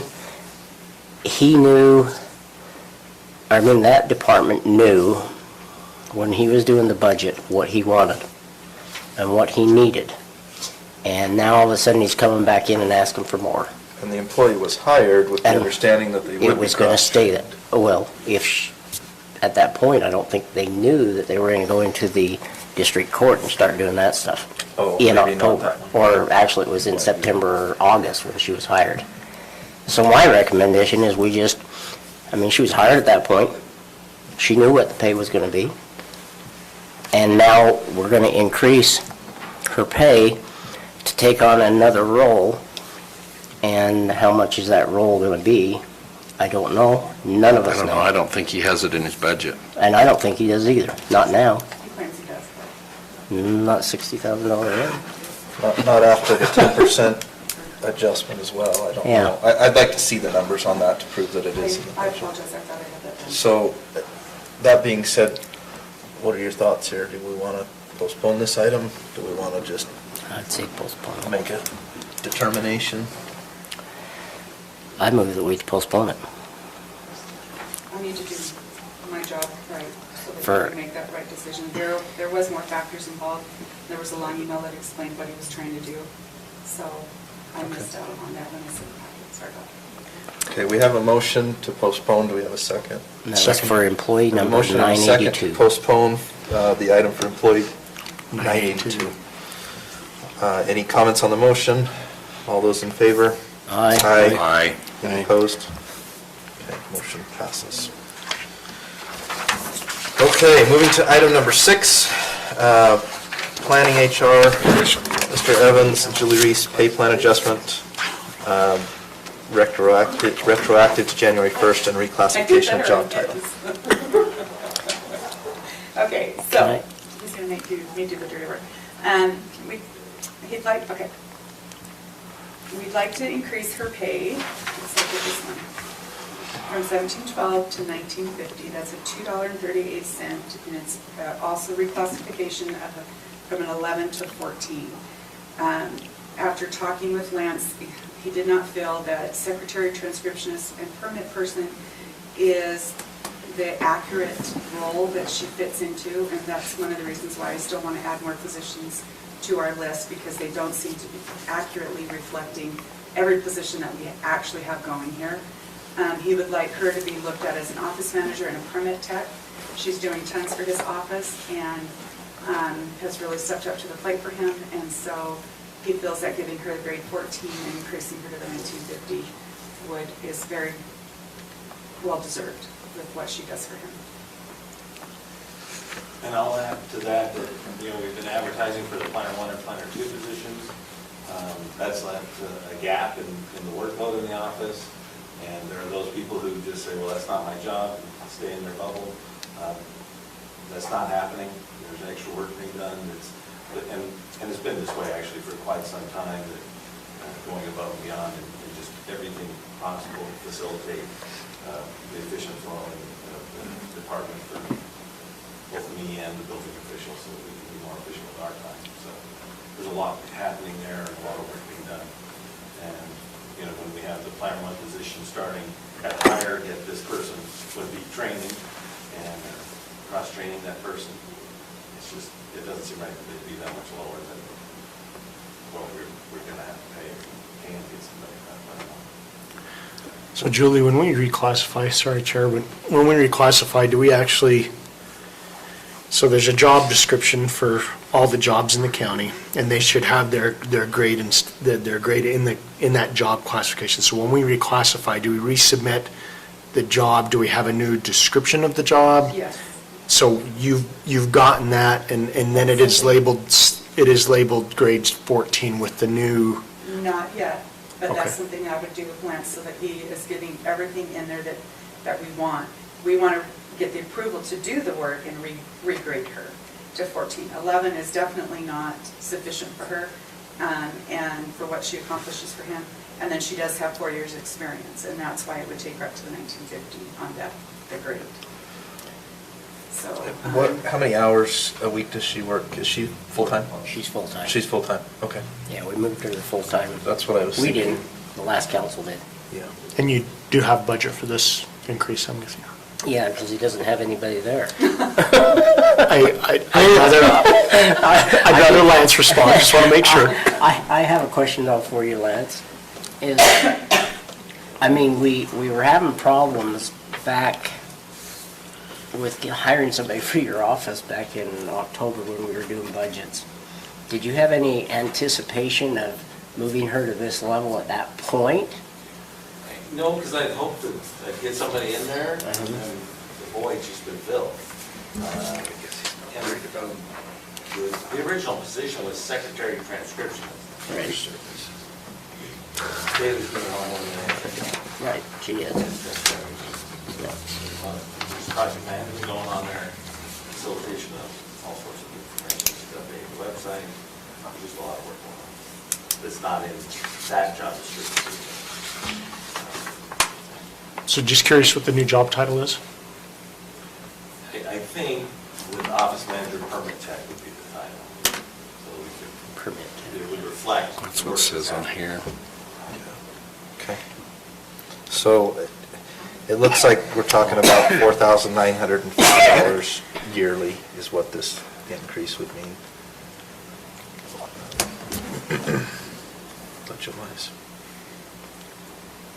So, Mr. Chair, I'll make a motion that we approve the change in grade for employee number 746, taking her to a rate of $19.50 per hour, and designated as office manager permit tech, retroactive to January 1st, 2022. Second. We have a motion and a second to make the changes requested for employee number 746, to increase pay to $19.50, and change the title from office manager to office manager / permit tech, retroactive to January 1st, 2022. Any comments on the motion? All those in favor? Aye. Aye. Any Aye. opposed? Motion passes. Thank you, Mr. Evans and Julie. Now, Okay. I have a comment. Sure. We're doing all these different grades and upgrading and all this kind of stuff for all employees. When's it going to stop? We've got every department coming in asking for different raises or classifications because it wasn't done right. At budget time, they should have done that. And here we're increasing pay all the time. When's it going to stop? I mean, I can expect to see Public Works come in and say the same thing. I can expect Leslie's already got hers done. But I could expect her to come in and, possibly do that. The assessor now, when's it going to stop? I mean, they came in with a request at... I guess when you say nay. You're asking a That doesn't question. really matter. You're asking a question that no one here can answer. Right. But let me But I think offer Mr. Evans some. did But I mean, he has a Sorry, good... go ahead. He has a perfect example of that. I'm just asking, okay, when's this going to stop? We've got everybody coming back. Oh, they got a raise, they got a raise, they got a raise, because they were misclassified. If they know it's going to be that way, why don't we go and have it at budget time? So I'm sorry, I made one comment at budget time about this, and I said, how in the world can you classify every employee correctly? That's right, you And can't. I think we gave them about a month or 2 months, and make all the calls to all the counties, to all the, it's near impossible, Right. would be my comment. But my problem is we're going to be having a budget adjustment.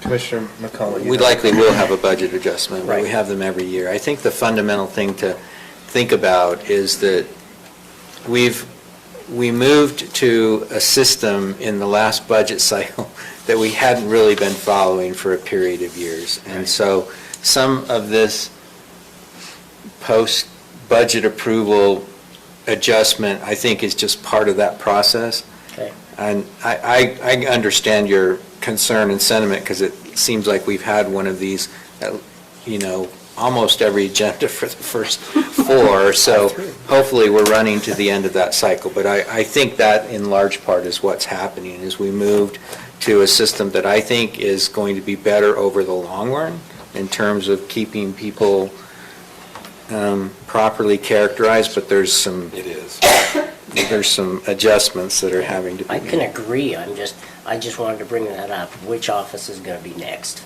No, I think it's been one by one, and some are going to get turned down. I mean, Garrett's going to come in next time, with one for his office. So I'm just stating that we're going to have them, I think, constantly, and I'm just wondering, okay. I don't think we're going to have them constantly. I really don't. I do. I hope not. Okay, moving, yes. I appreciate that position. I feel that. I honestly am surprised I have 2 planning positions that are out there. You can't get a single person for it. You know, it's very difficult, and I think it's the combination of it was a little misclassified. We knew the budget was tight, so I didn't want to push too hard then.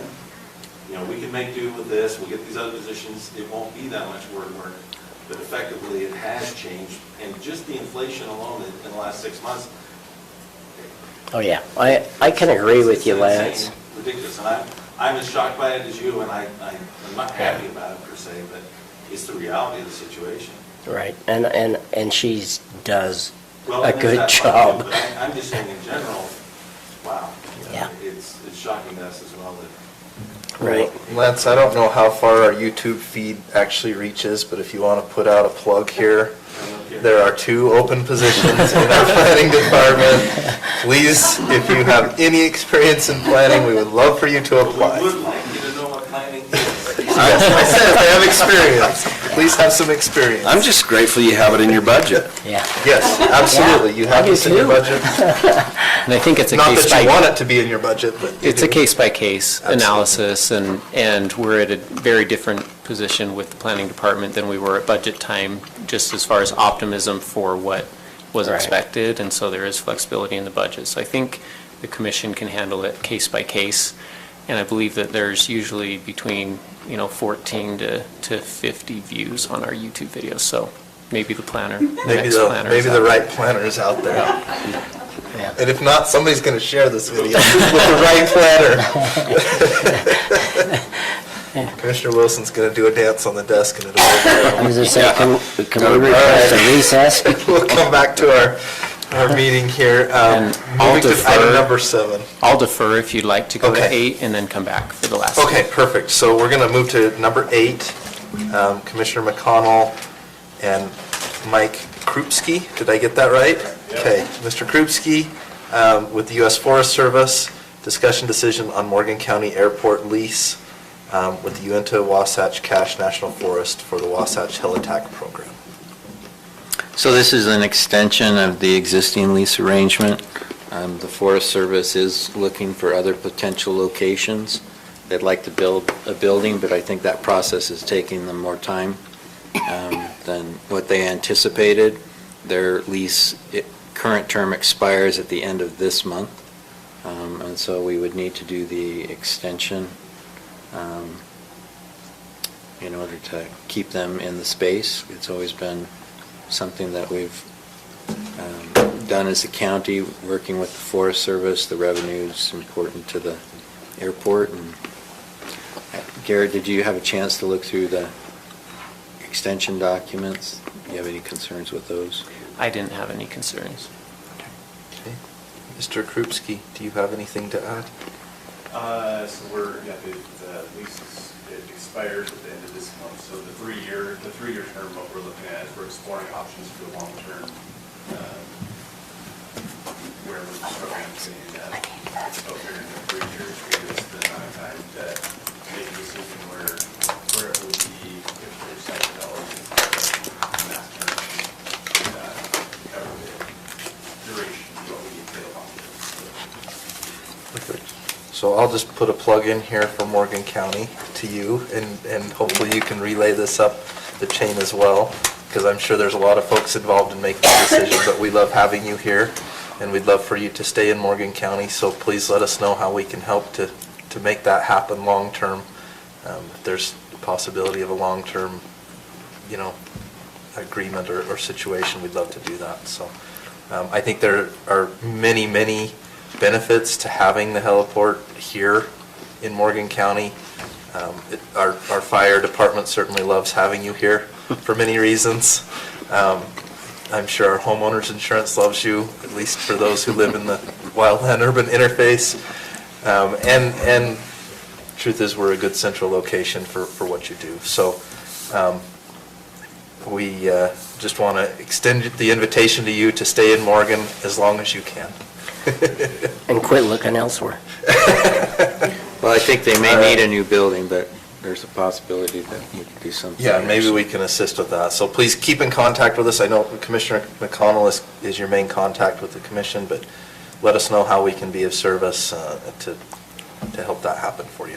So, Okay. All right, with that, we'll look for a motion on the extension, 3-year lease extension for the Mountain Green Hellebase. Mr. Chair, I'll make a motion to approve the 3-year extension for the Morgan County Airport lease with the U.S. Forest Service. Second? Okay, we have a motion and a second to approve the 3-year extension on the lease agreement to Mountain Green Airport for the Hellebase with the U.S. Forest Service. Any comments on the motion? All those in favor? Aye. Any opposed? Thank you. Motion passes. We appreciate it, and thank you for keeping us safe and keeping our forests under control. We appreciate it. Thank you. Okay, we'll move back to item number 7. Attorney Garrett Smith, discussion, decision, and approval of the E-Prosecutor contract. As I understand, this has already been included in our budget, and it's part of the IT budget, is that correct? It is. Okay. Yeah, so Jeremy came and presented on it with us, I don't know how many months ago, but this is just a formalization of that. It's partly to update an old system called PIMS that back in July when we were bringing it forward, there were only 2 counties still using it. I don't know if the other county is now shifted as well, but I'm happy that we're not the only one on PIMS. There isn't a lot of support, and a lot of times it would require more effort to go and do research and do things because there was no support to keep the software up to date. The E-Prosecutor is what most jurisdictions are using right now, and it does help comply with House Bill 288 that was passed or that went into effect July 1st, 2021, where we have to report certain things to the Utah Commission on Criminal and Juvenile Justice. Kim has been able to keep up with everything so far, but it is somewhat tedious to manage that in a spreadsheet. This will help cut down on that time and allow her to keep up on all the other cases, and we're starting to get a lot of new cases in as the Sheriff's Department is bringing in some really good deputies as well. So the total cost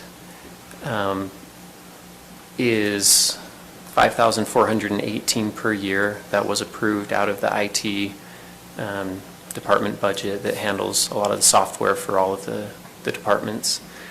And it'll be for 3 users. Kim Payne will be the contact as far as office manager for contact with E-Prosecutor. And then in addition to just getting approval of the contract to be signed tonight, I would also ask for approval that I sign the joinder that is listed in Exhibit B of the contract, because then I would be the contact for notices under that as well. And so in addition to approving the contract, I'd also like authorization for me to sign the joinder. That's with the Munger Tolls agreement?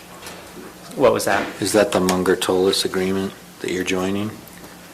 Let's see. So it's under Exhibit B. So the UPC, the Utah Prosecutor Council, has already signed the agreement. So we're now entering into the agreement to join with the UPC. Yeah, it's Journal Technologies? The Journal Technologies. Okay. Inc. Yeah, that's on page 2 of Exhibit B. It was that. So I got a question on it.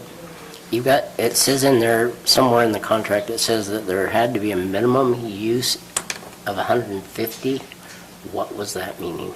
So across the state, so that's why the UPC, the Utah Prosecution Council, they have to maintain a certain minimum of licenses to get the bundle discount, basically.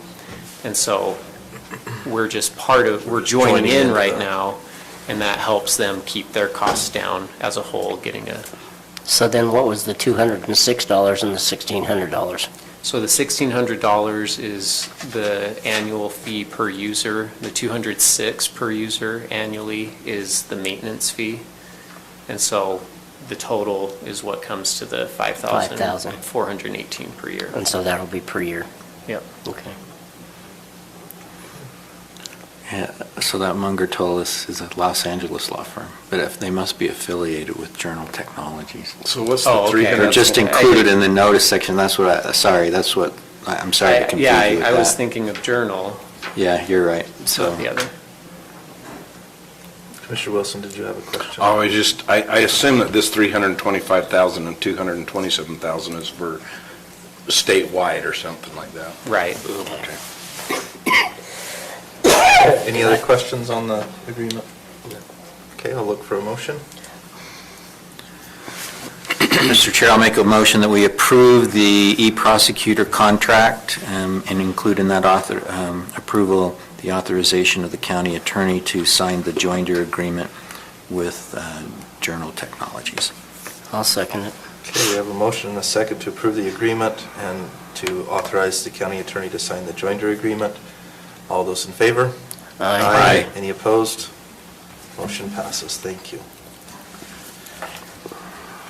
Okay, Zach White, discussion decision resolution to adopt a new fee schedule. I'll handle this one Okay. as well.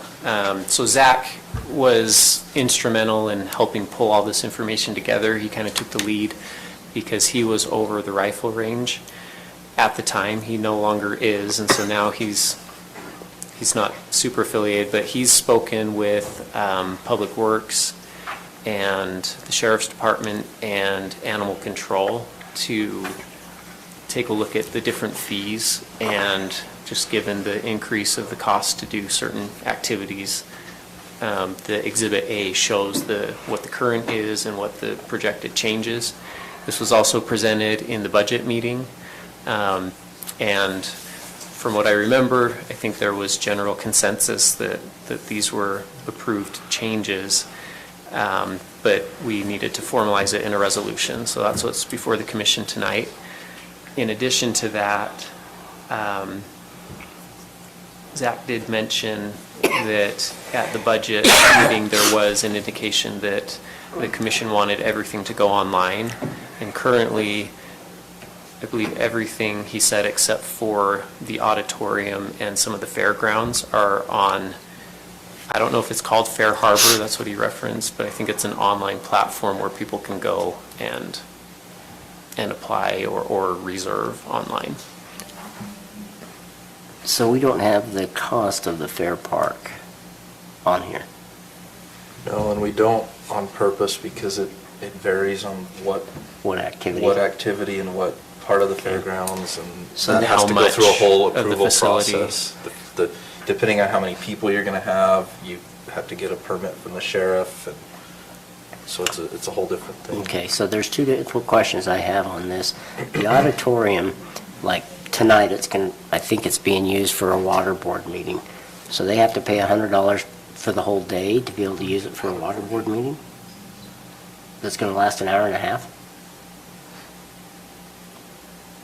Under That's the way the this schedule exhibit. reads, yes. Yeah, that also means that you couldn't have a morning activity and an afternoon activity, right? That's Like two right. different So, I mean, entities. that one I can disagree with on this, because he's asking for no hourly option.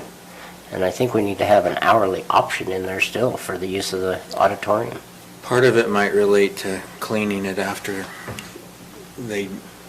if they do an event in the morning and then somebody else wants to come in the afternoon, I don't know that we have the cleaning staff to come in and clean it in the middle.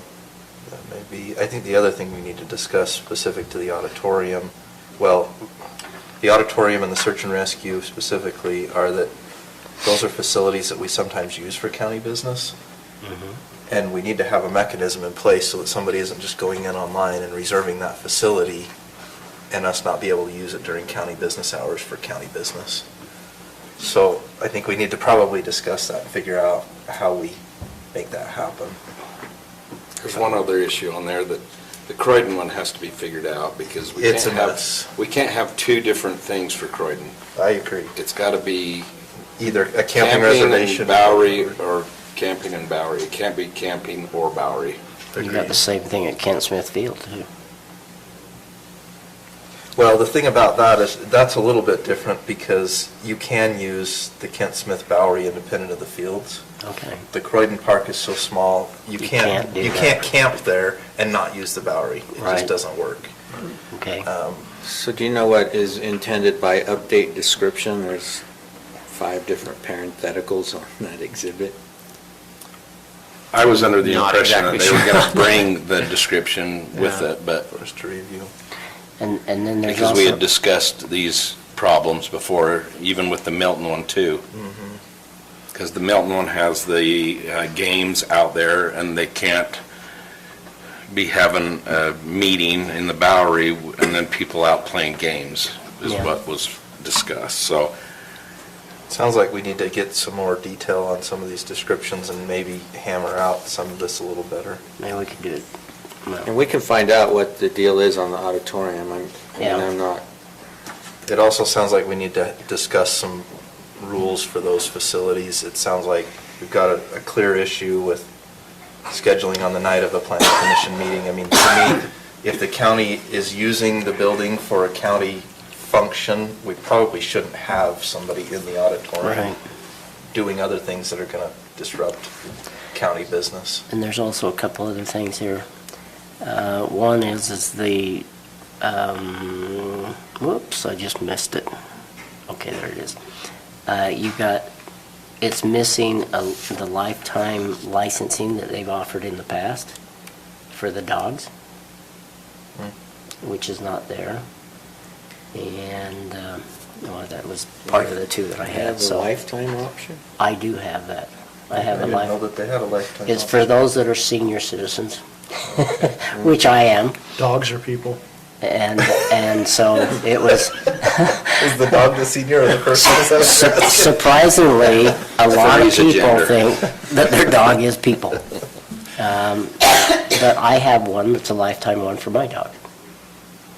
And so And, that wouldn't be amended by this. Under section 1 of the resolution, it just says, this resolution shall supersede previously adopted fee schedules as they pertain to the specific items listed. So if it's not listed, because this isn't an exhaustive listed, it's list not of changing. all. Oh, okay, Yeah, if it's not listed, it'll remain the same. These are just the areas that they saw, okay, we see a need to increase. okay. Anything not listed here, though, remains Remains what in it existence. currently is. Okay, well, I still think we need to work on it a bit, so. Yeah. Let's, Would you like to make a motion? yeah, Commissioner I'd move Wilson? that we postpone making a decision on the Morgan County fee schedule until we have some updated descriptions for these. Second. Okay, we have a motion and a second to postpone item number 9 until we can get some clarification on some of the items. Any questions on the motion? All those in favor? Aye. Any opposed? Motion passes. Mr. Chair, can we take a recess? We have a request for a recess. Yes, we'll take a quick recess. Let's be back here quarter after, so Okay. just under 5 minutes. Sorry, guys. Mr. Chair, can I have a candy down? Glad he requested it. I have to. I've never known you to turn it down.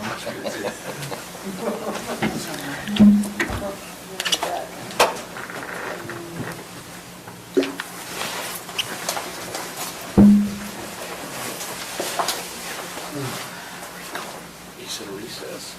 I was playing outside.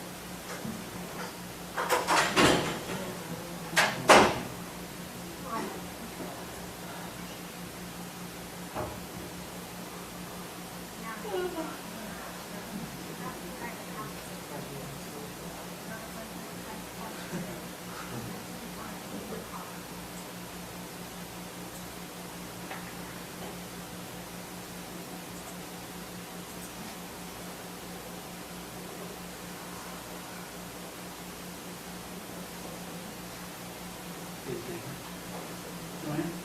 word for it. All the guys say that they find out that we were trying to do this lawsuit or something. We should have come to you before we that's an amazing book.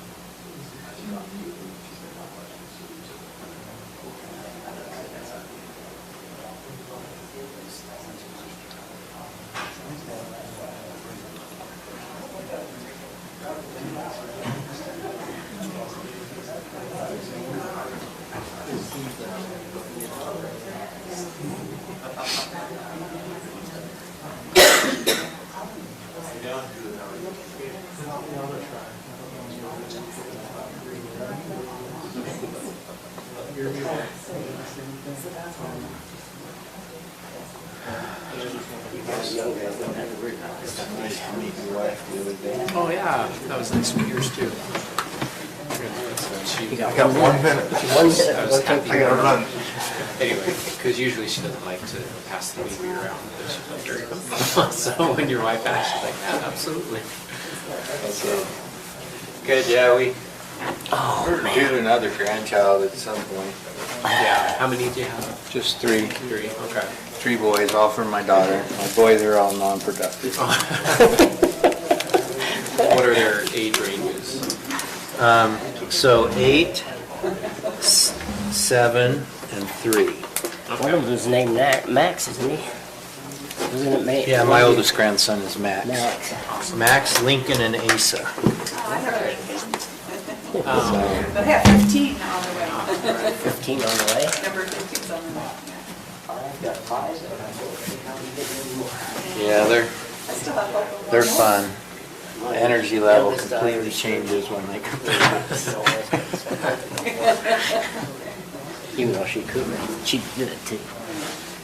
Yeah, it's nice when they're, newborn. Oh, man. I mean, staying up through the night is a little more difficult, but they're just, they're trying to be with you all the time. Yeah. It's like, I'll take it while I can. Yeah. My kids, we're now in the drive-by mode. If we're on their way to somewhere, they'll stop in. Otherwise, we have to schedule a meal. You're kidding. You have to schedule your grandkids to come? No, my other kid, my kids. Your kids. They're off living their busy lives, so we have to get on the schedule. Well, some of them still live at home, so that's a different issue altogether. Yeah, but isn't he still the one at home?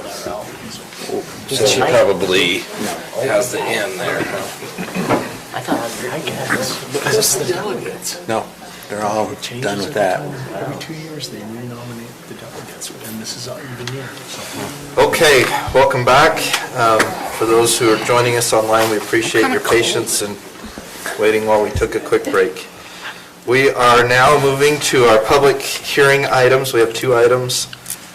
They're both related. One is a future land use map amendment request, and the other is a zoning map amendment request. We will go to our planning department for their commentary.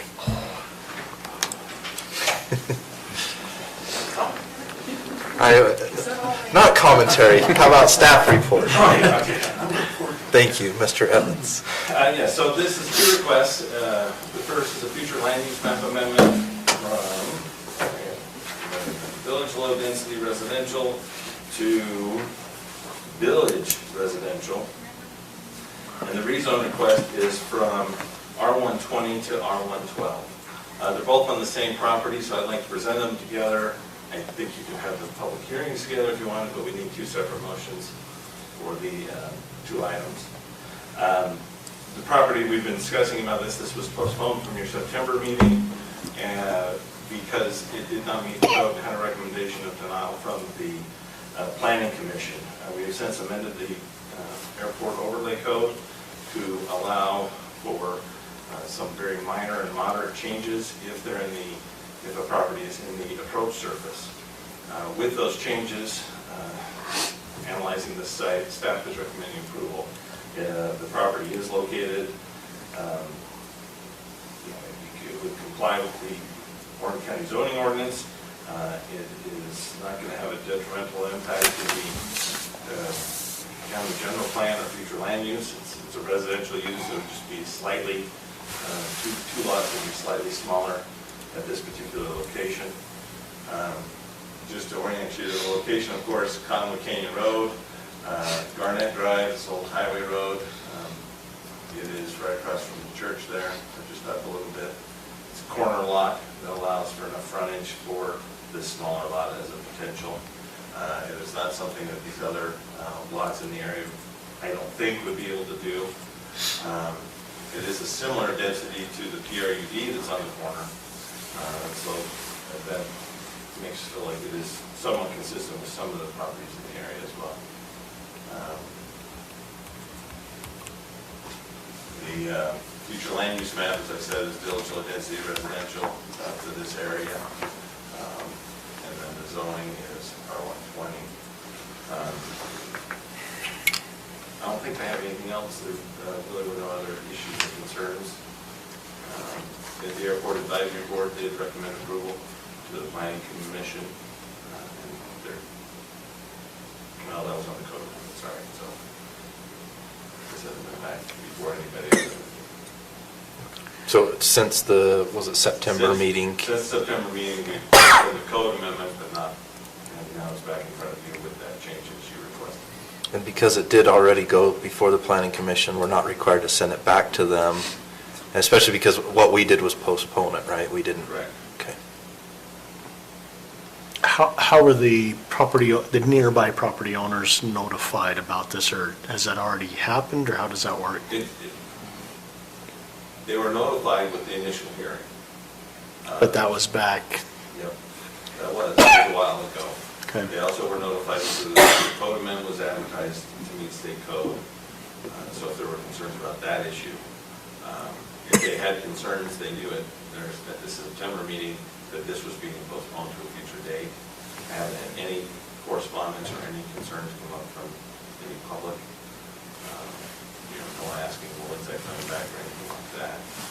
I believe the proper notifications took place in August and September of last year. And we do have public hearings scheduled, so there is an opportunity for the public to comment, should they like to today. So a question I have for you.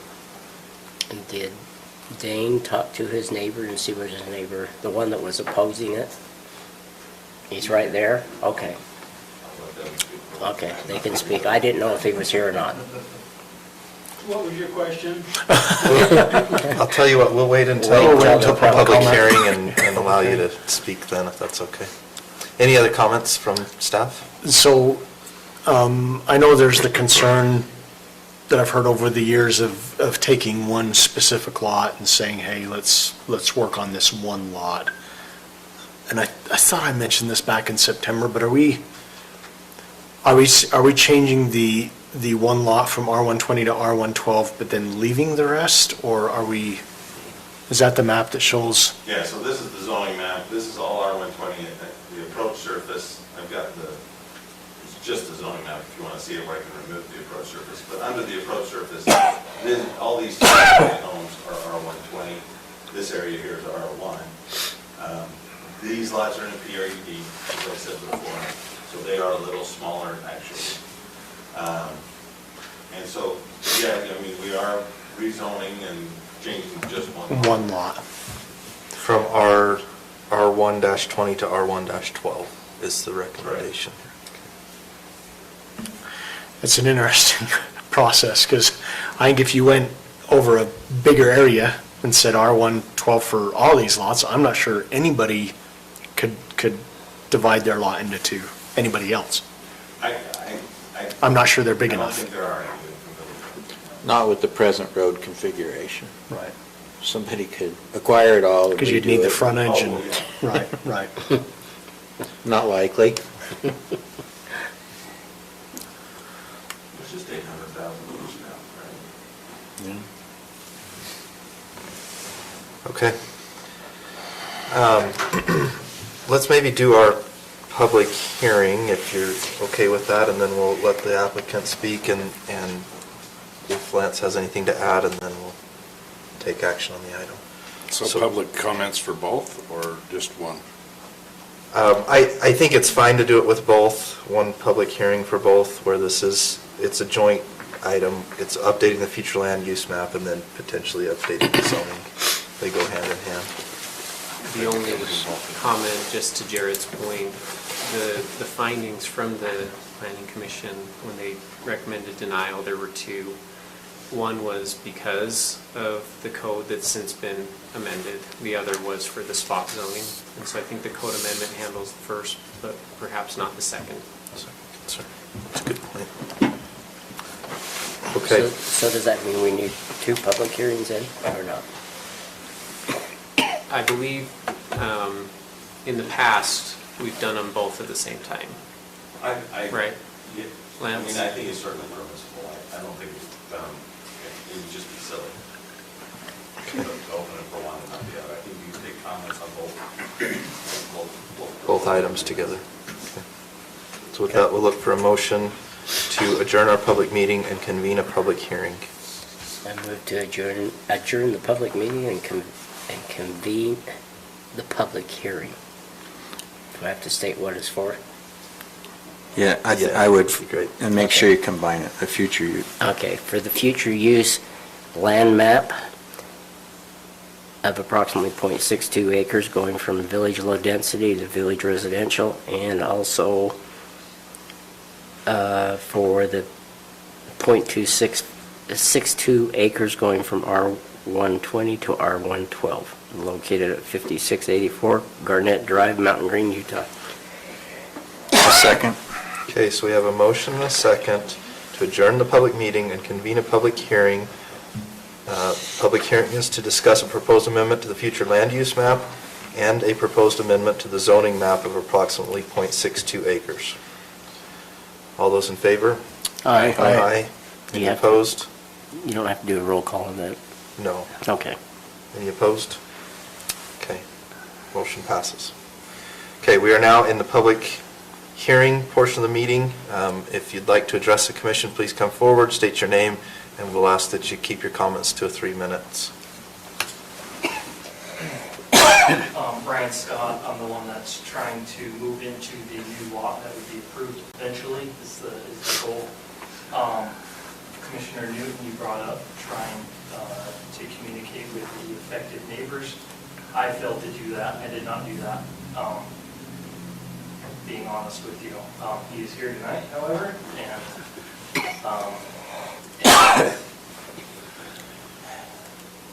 the goal is just to get back home. Since we last met, my baby's been born, and I would like to raise him here in the county.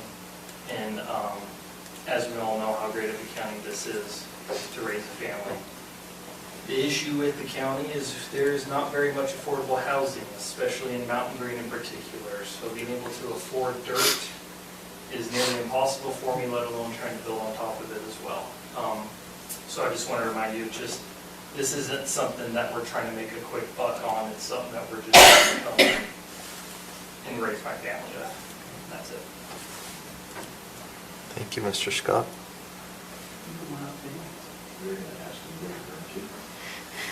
We will as the applicant, yep. Yep. I'm the only other person here that has interest. I appreciate Brian putting egg on Lance's face. There was no communication with the residents. All due respect, Lance. But there was no communication with the residents. I talked to another neighbor today because that's when I discovered that this meeting was on the agenda. And so it seems inappropriate to...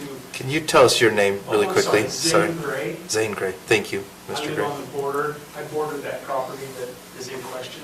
You're not the author. No, if I had the royalties to prove it. Sorry, go ahead, Mr. Gray.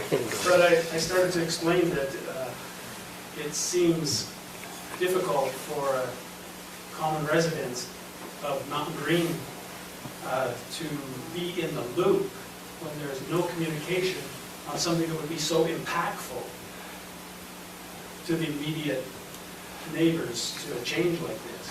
Not only a land usage change, but a zoning change that is a spot zoning. And that means something. But generally, I'm not in favor of it because of how it would affect my property and what I came here from Mountain Green for. You all came to Morgan for a reason. And you picked your house, you picked your area, and then someone comes along and changes it out from under you. Sure, we talk about the square footage of a lot in that newer subdivision being similar to what they're proposing here, but that subdivision came in decades after Rose Hill was established.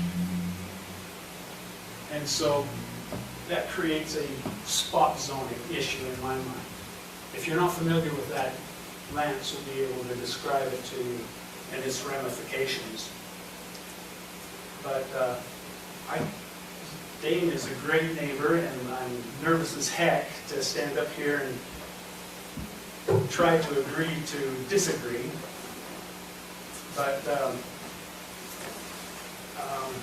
my 2 points are, how does a resident of the area get into the loop? Because I knew nothing about it until today, because I've registered with the state for notices on the agenda for the meeting, and it only comes 24 hours before the meeting. And how it would affect me. So generally, I would probably try to do the same thing if I owned that lot, but as an immediate neighbor, I don't find it appropriate. And I'm not in favor of it. So I encourage, I would vote no. Can I ask you a question? Yes. What would have been different if you would have known a week ago? I think I would have taken the time to visit with Ryan, who wants to occupy that smaller piece that would be divided off, and let alone be excited, talk to him about the plans or the thoughts, what was on his side of the fence or the ideas he had, and compare them to my ideas. I think I heard about this about a year ago, or last year sometime, when they put out a sign in the yard. I didn't hear about it, I saw the sign, so I came to the meeting. And at that point, I saw how it would affect me. And then they would create a dense feeling in the neighborhood that, I mean, you move out of West Valley to get away from that kind of thing. If I look out my western window now, I see the sun go down in the canyon, in the Weaver Canyon. But with a house there, that's gone. And so since last year, I've evaluated the idea that it would just affect me too much. I moved up here for what I wanted. I bought the lot for what I wanted. And the experience, the atmosphere, ambiance, and that will go away if we start doing spot zoning or favoring. Okay, so I want to ask you one more question, because I own a little bit of land. So what if he were to decide to put a 20-foot barn there? We wouldn't have to change the zoning for him. Wouldn't you rather have a resident with a lower profile home than a 24-foot barn by the peak of your roof, you know? That's quite possible. I'm just throwing stuff out there because I think, in my mind, it's kind of an eyesore right now to me. I drive down there all the time. It's a corner lot with nothing on it but weeds. That gives you view. That gives you openness. So I guess I look at it like I would hate somebody to have to always tell me what I could do with my piece of land, so That's true. that's kind of how I look at it. But we have subdivision, Correct. what do we call them? Covenants, subdivision covenants. Ordinances, covenants, Zoning. zoning. Ordinances, and then we establish what we want for that area. Well, it's been established for decades, and now somebody wants to change it. That's altering the reason I moved there. That's changing my lifestyle. It's affecting me directly. So Zane, do your CCNRs prohibit the subdivision of the lot? I do think so.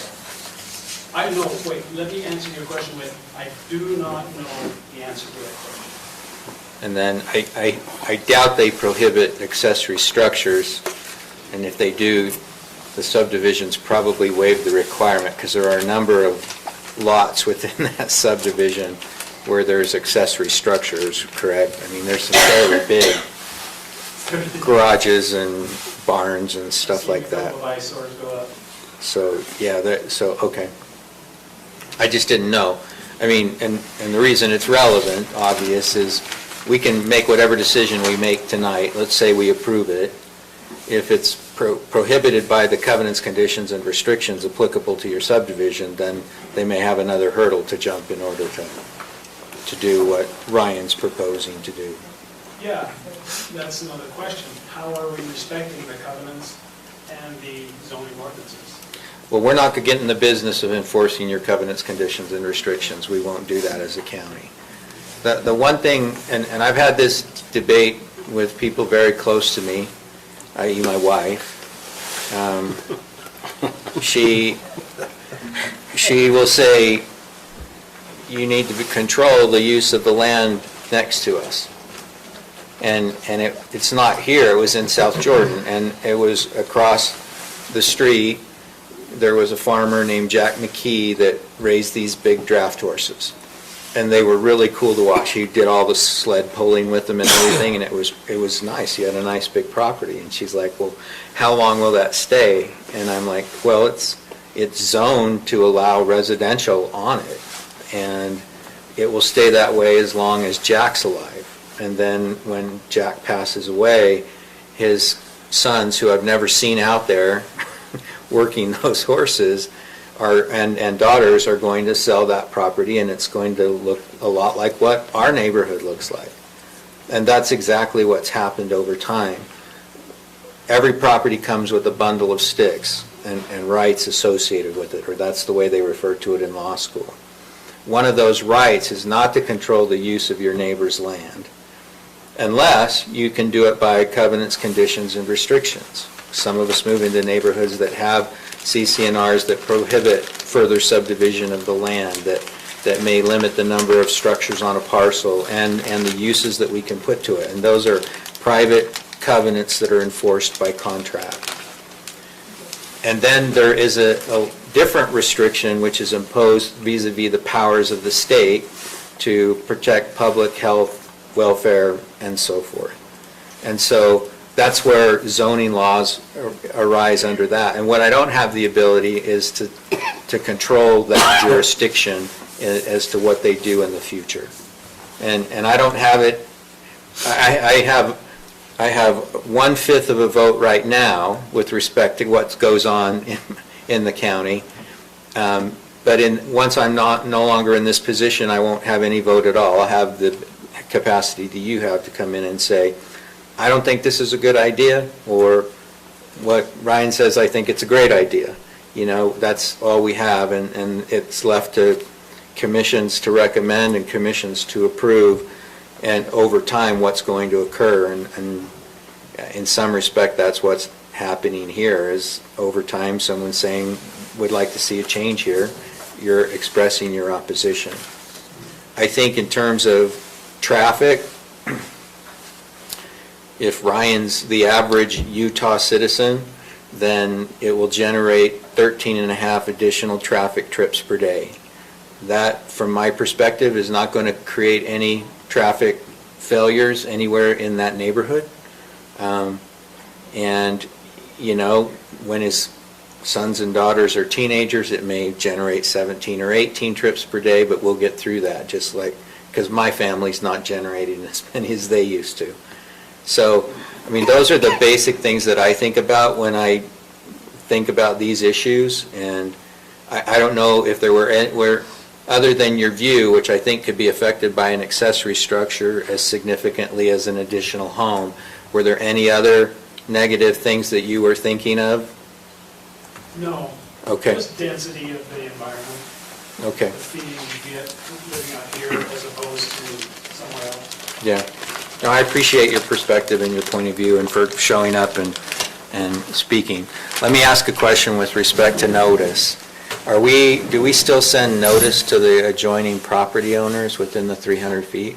So yes, the 1,000-foot radius, actually, it's 1,000 feet from the property lines, was sent out last fall. But that would have been in September. Are you saying you didn't receive that notice? I did receive the first Okay. notice when this, I guess this is tagging on to that. Yeah, first.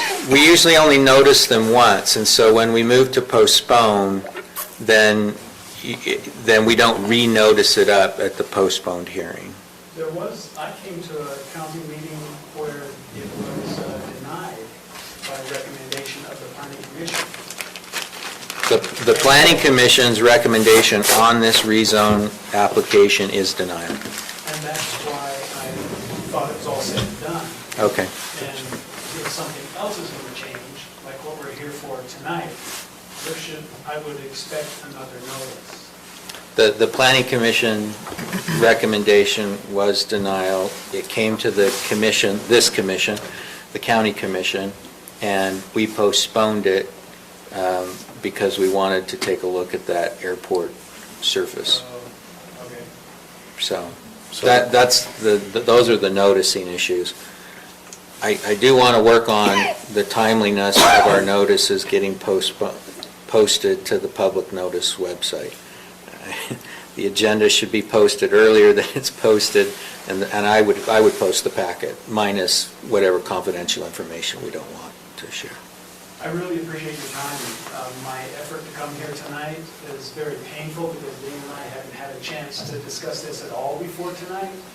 And the visit and the effort was totally worth your explanation and your expertise that you've expressed this evening. If Ryan is able to build a house there someday, I'll be over there pounding nails with him.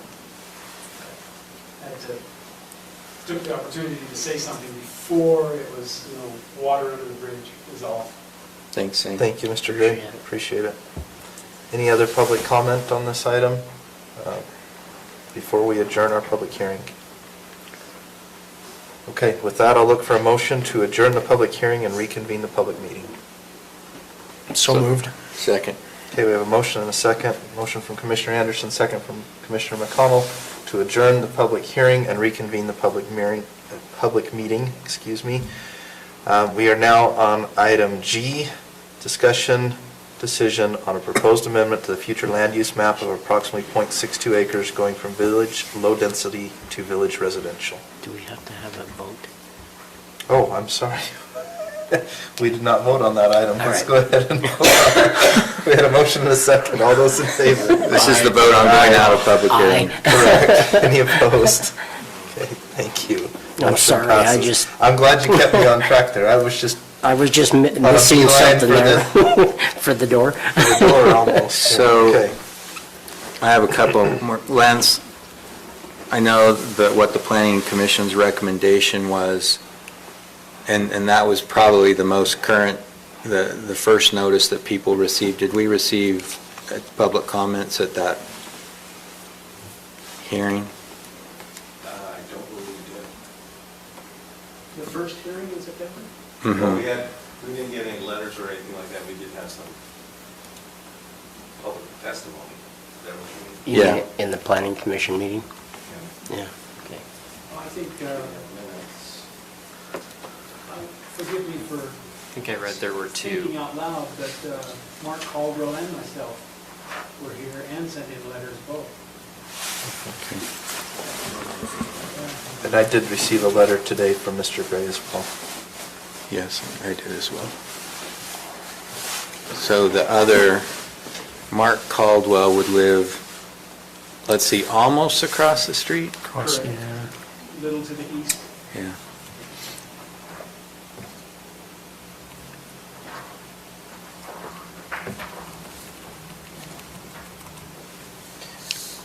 Lance, can you talk to us a little bit about what spot zoning means and what does our code say in terms of spot zoning?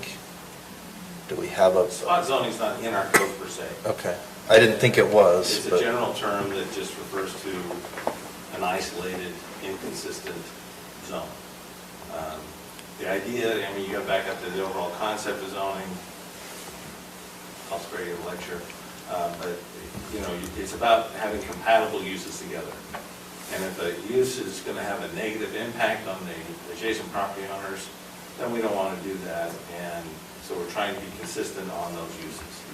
Generally speaking, I mean, the only change here is the use is the same, single-family home. The density changes a little bit. And so that's the difference here and why that term is brought up. I mean, I think to me it goes back to the overall consistency of the area. We've got single-family homes next to single-family homes. Some lots are a lot bigger and some are smaller. And this change is going to allow for a slightly, another home, an increase in density of the area. The question is does that change have an impact on the area around it? Spot zoning is used as a term to kind of catch all that. Hey, you're putting an apartment complex in the middle of a single-family home with subdivision, just 1 acre or something like that. That's a more inconsistent use. So to be clear, our code does not specifically prohibit spot zoning per se. The discussion is more, I guess, theoretical in that what we want to have. It's an easy catch-all term. Yeah. It's easy to call it out, but the real issue is about consistency between land uses. So that's probably what the Planning Commission was referring to, Well, no, they use the term spot zoning. even though that's not official term. That's not official. Okay. Not under our code, it's, Yeah, not our. but under, Terminology. General land use terminology. It's not. What our code talks to is about being consistent with the general plan, harmony with the area, that type of thing. We have it here and stuff. Under Utah law, spot zoning occurs when a zoning authority either grants a special privilege or imposes a restriction on a particular small property that is not otherwise granted or imposed on surrounding properties in the larger area without regard to a unified plan. Under this legal standard, it is not impermissible spot zoning when a land use ordinance allows for certain modifications to zoning requirements as part of a general or comprehensive plan. How long have you been here at the county? Have you worked for the county, Lance? 5 years, 4 years? Almost like. Has there been another circumstance where this has happened similar to this, as far as spot zoning or changing the zone of an existing lot? Well, we've done a lot of zone changes. But of a single lot? Of a single lot. We've done a lot of zone Yeah. changes of a single lot, but they're generally larger lots than this. I mean, they're generally Fit within the an general acre or plan? two. Well, frankly, that's why people always request an amendment of the general plan or the land use Future map land of the use map general, along future with it, land you're use right. map as part of their zoning, because they're asking to establish the consistency almost at the same time. And to a certain degree, those are more abrupt changes than changing a residential area to a residential area. I'm sure this area in our general plan is identified for residential uses. Yeah, well, yeah. The only change in the general plan is from one density to a slightly lower. But it's village residential to village low density residential to village residential. Changing the future land use, that amendment is changing the general plan, basically. So they're asking to change both at the same time. In fact, to my understanding, by law, we're not required to change the future land use map, just the zoning, but we, as a custom, typically change the future land use map so that it stays consistent with the zoning. Okay, any other comments before we ask the applicant to make his comments? I guess, again, just another thought, I don't want to beat a dead horse, but, you change the lots on Iris, on most of Daisy, on Lilac, on Daylily, on Ivy. If you change all that to R112, I don't know if any of them would be able to make this change that's being requested, even if we went through and said, let's make this a denser zone. It doesn't sound like there would be any changes that could be made anyway. From what I'm looking at and seeing anyways, I can't see any. So, There's a couple that might be close, but when you factor in frontage and Yep. lot width Yep. and area, and then you throw in setbacks with the existing structures on those lots that are slightly, maybe large enough, all these homes, Danes is the exception by being offset. If that home was over and more centered in that lot, we wouldn't be having this discussion. That's right. Okay, let's go to the applicant.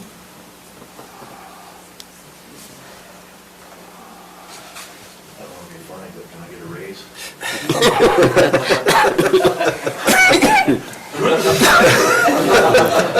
You need to take that up personally with Blaine. I was going to say, I can give you a little bit of a raise right here.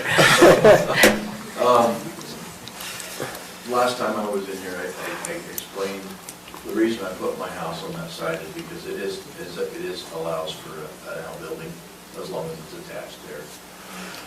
My original plan was to build a shop there, and I'm quite sure, I think Debbie would back me up, that it's okay to put a mother-in-law apartment on top of that. And I think you can go up to 35 feet, right, Lance? Correct. So I really don't want my mother-in-law living there. I have a shop over in the industrial park. I don't see a problem with a nice house there. A brand-new structure, it'll be nice. It is only, when you looked at everything, and I think it's the only lot in the whole area, like Jared said, I'm not trying to make my neighbor mad. We've gotten along he actually moved into the house just south of me when he moved up, and then he moved when my brother moved out of the house to the north. So, if you have any questions for me, just, So what kind of house is he planning on building? Is it a Rambler? Is it a? It'll be a Rambler. So it's not a two-story huge home, tall home or? No.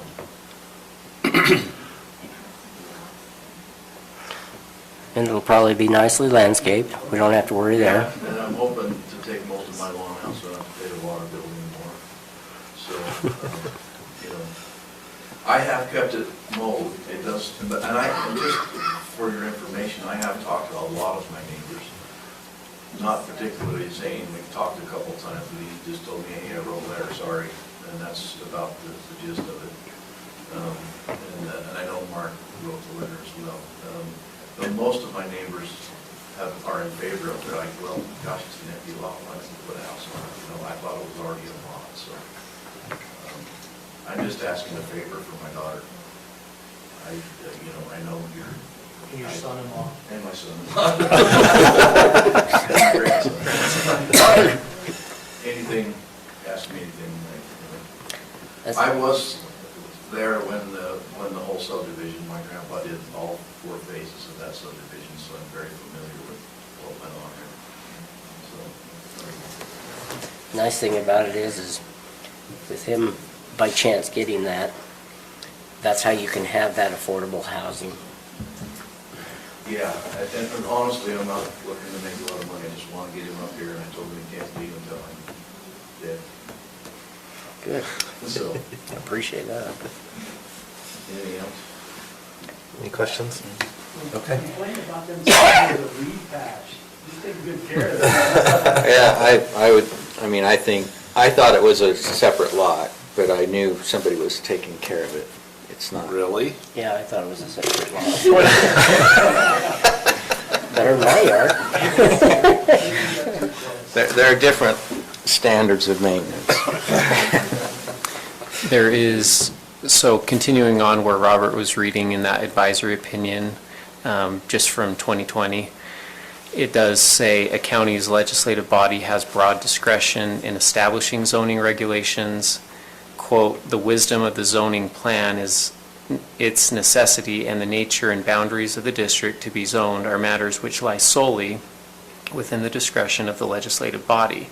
Though a legislative body may have a myriad of competing choices before it, the selection of one method of solving the problem in preference to another is entirely within the discretion of the legislative body and does not in and of itself evidence an abuse of discretion." So it does In other words, allow we you can make a decision. that discretion. Okay. Thank you.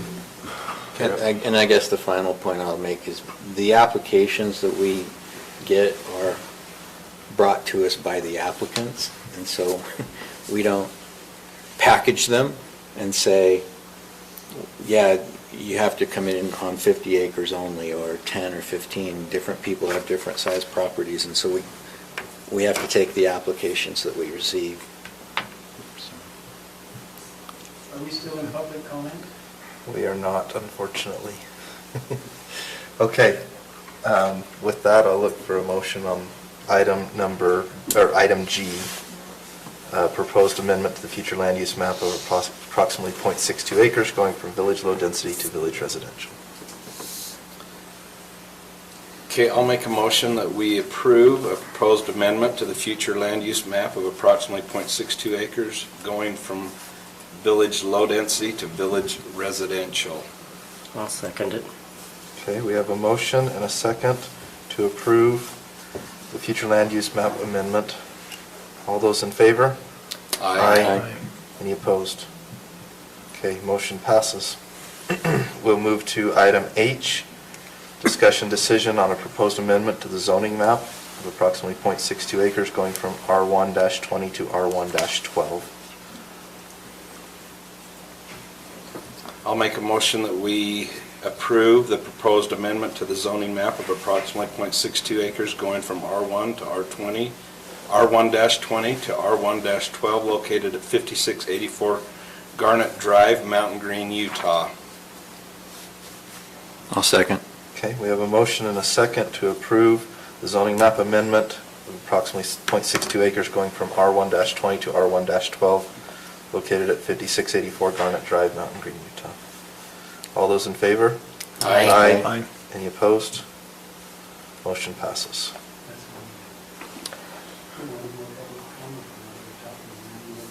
Okay, we're moving to item I, Commissioner comments. We'll start with Commissioner Fackrell. Okay, I talked with Beehive yesterday. Their progress is 6 to 8 weeks more to finish the fiber from Young Street to Highway 66 on Morgan Valley Drive. And I says, are you going to be able to start requesting people to join the fiber at that point? And he says, give or take. So hopefully that happens in 6 to 8 weeks, like he said. And It's as far as going from where, Blaine? it's going from Young Street on Morgan Valley Drive up to Highway 66 on Morgan Valley Drive. So in other Where words, it connects at White's, or not at White's Crossing, but at the creek there. yes, the creek, where you guys, I think, own that ground or something, your parents do. Anyway, what you used to. And as far as the ones that they've been getting a few more people that have gone and requested to have service in the Highlands. And I says, what about Morgan Valley Drive between the Highlands and Young Street? And they says they have not got it. They've got things there, but they have not started putting people in yet. Okay? And as far as Liberty, they're waiting until the weather clears so that they can get things working again, or better. So, I don't know if you've had trouble with that or not. So I was kind of having fits with them. Great speed, but interrupted quite often. Right. And then I scheduled an appointment to have them come out and change everything, and I switched a few cords around, and it's been great ever since. So I canceled the appointment, and I haven't had any interruptions. So it's been much better. I'm much happier with it. So I think that is viable solution for people. It's still not the speed and reliability that you get with fiber, but for a wireless connection, it's working really well, and in terms of the cost, it was far less than the other provider. Right. And the other thing is and this is, for up in the Porterville area, of course, that's where I've got mine set up with them. They are waiting for equipment, the supply chain problem of getting some equipment. They need to fix that so they can start requesting people to get internet. I'll send him a text when it goes out, which is automatically 12:01 every single night, and I'm up, at least most nights. And it goes out, and sometimes it stays out for 5 seconds to a minute, 5 minutes, and then sometimes it'll be out for 2 hours or more. And so they're trying to work on that, and hopefully as soon as they can get that done this summer, they should be able to get most everybody covered in the county. We hope. And some of the projects that are happening with the state parks, they're working on getting internet to Lost Creek, and through some grants from the state, and the state's providing for that. We don't know if we're going to get fiber or if we're going to get broadband or what up to the state park, but they've got to have reliable internet up to get Lost Creek. And so that way they can have a safety. It's a safety issue up there. And East Canyon, we're still working on that one, trying to get the internet through that, through Liberty on up. So we're just working on that area. The other thing that I'm going to request, and I'm going to be putting out an email to everybody, for changes that need to occur on the website, I'd like everybody to send those to me, so that way they're not inundated with website requests and non-cordiality, non-kindness, some of them. So if we can just send them all to me, and I'll take care of them all and get it done. That's a request to add things to the website? Yes, if needed. I feel like that's really a sustainable thing for you to be handling all of those? I'm retired. Well, I know you are, but... Are people really that mean? Yeah, there are some. There have been some. I just don't see that as a good solution for our employees. Well, for to now... funnel that through a commissioner. For now, everybody's copying me. Okay. Okay, everybody, at least they're supposed to be. And some of them that came through this week, I finally got a hold of him today, or not finally, we've been talking all week, but we looked at one particular office and took care of that problem, and it should be taken care of now. That was for the assessors and the treasurer. And so hopefully we can do that. If there's any other problems, if there's changes to the website, the movement of the main screen, if you want that changed, Jared, we'll make sure that it gets changed. In fact, I asked him to stop it, and let's just put in a flat Morgan County looking picture. I think I've asked 3 times, but I can ask a 4th if you'd like. Well, just send it to me. I'll be honest, I'm not real pleased with us not having control of the site. I feel like it's caused a lot of issues for our internal departments, and I think I would like to say that if that can't be rectified to where we can have immediate access to upload things and put things on the site, we need to pull it back in-house and host it ourselves. I just don't think this is notices have become a huge issue. We're getting emails every week from community members that can't see the packet or the public notice of our agenda on our website, on our own website, because it's not being posted on time. So I think we need to tell our hosting entity right now that at minimum, it needs to be posted, those types of things, within a couple-hour time frame. And if they can't handle that, then we're going to have to pull it back and do it ourselves. The problem is we were not getting it done correctly. So now that's why I'm asking them to come to me, so that way I can do it. We've also made an improvement in that on the agenda site, so that way Julie, when she gets the agenda item, they can post or they can upload the file directly that way, so that she doesn't have to go back through and rescan everything in and put in the agenda items, and she'll only have to do certain ones. So that's one thing that we did today, corrected today. There's an upload area for us to be able to put that in. If we need to bring it back in-house, that's fine. But then we might be hiring somebody else to do it. Mauricio, or Blue Spider Media, just for your information, he is, I mean, the initial contract that he had, or the initial thing that he had back in 2020, before we were involved, he was paid a certain amount for it. He has not been paid anything since. And the reason is because he feels like this is a service for him to be able to do it until we can get things straight. Once it gets straight, then his plan is to charge us the normal fee of $1,800 a year. So I'd rather he get it straight now and charge us the fee if we're gonna do it, and if Right. not, let's bring it back in-house. We've been messing with this for a year fine. now. That's and fine. it's- You guys were the ones that brought it on in the old council. Yeah, and it just hasn't So- worked well, but I feel like having our internal employees funnel that through a commissioner is a bad idea. I think. Why? Because we have an IT department. Okay, they can We do it have through full-time Jeremy and me. employees that should be doing that if that's what we need to do. If Jeremy had enough time in the day, I would say okay. Well, he was uploading everything to our website previously. Right. So I would assume that he does have the time to gather that information, put it on the website. But if he wants to take it over, I know he's going to say no. Well, let's have that conversation then, I Okay, guess. all right. But it just, I'm just giving you I the think update for us on to it. take on as a part-time, and if I'm up in the night here, guys, tell me, but I think that's just not a good idea for us to do as part-time to try to. Well, you don't want to set a precedence, because if Until we Blaine, get it straight, is all I'm Blaine, someday saying. you're not going to be here, you know, and then the next guy's That's going to right. be going, well, I don't have time to do Well, that. I'm hoping that once I get this straightened out, once I get it all straightened out and everybody trained, I mean, the ones that we're having trouble with, get them trained on how to be cordial, number one. Number two, learn how to do it, would be great. And once we get that done, I can turn it back to everybody and let them do their normal thing.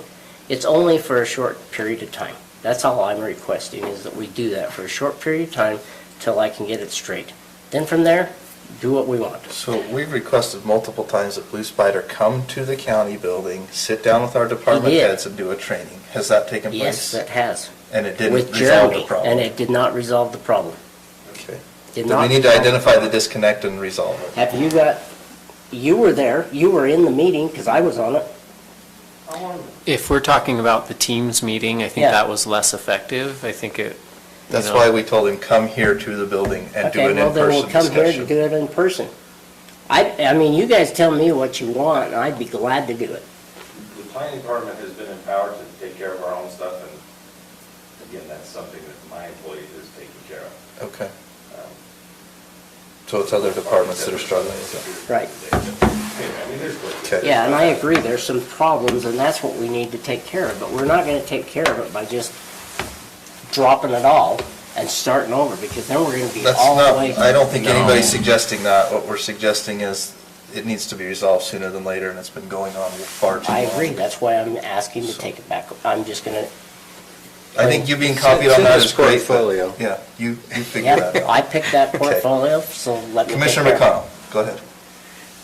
So Commissioner Fackrell sent out this proposed contract with DATC with respect to the BRC and the DMO. And what that would do is they would be responsible for managing both of those functions and hiring the employee to take care of it.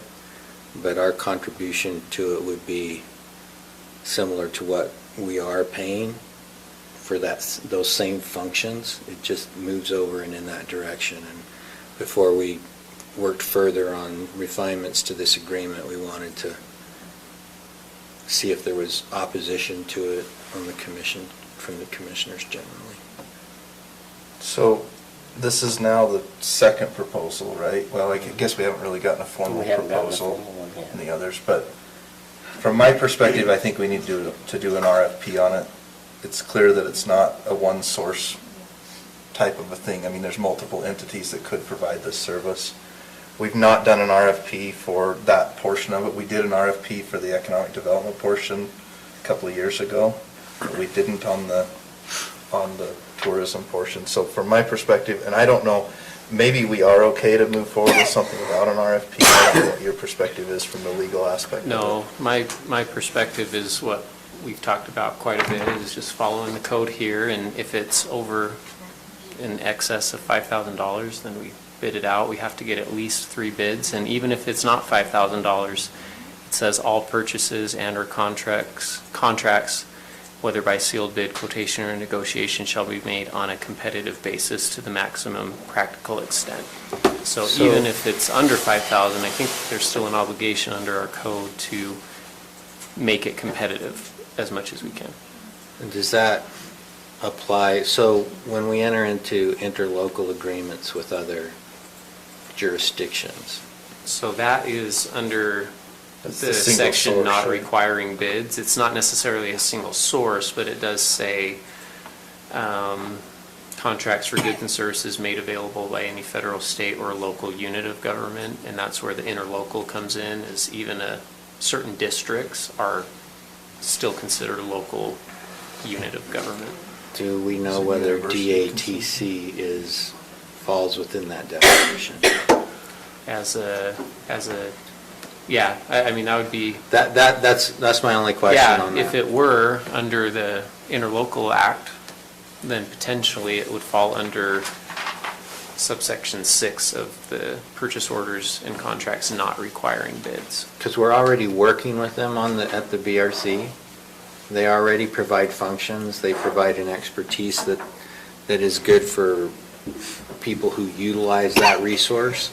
And so I think we're going to be continuing that regardless we want to. They're just losing their part-time employee, and instead of us hiring another full-time employee, we're just wondering if it's better to contract with them to provide both of those, the whole And list even of if those services. even if it's not under the Interlocal Agreement Act, it'll probably be the best choice when the bids come in for bang versus buck. You know, even if someone comes in lower, you can still choose because they provide so much more.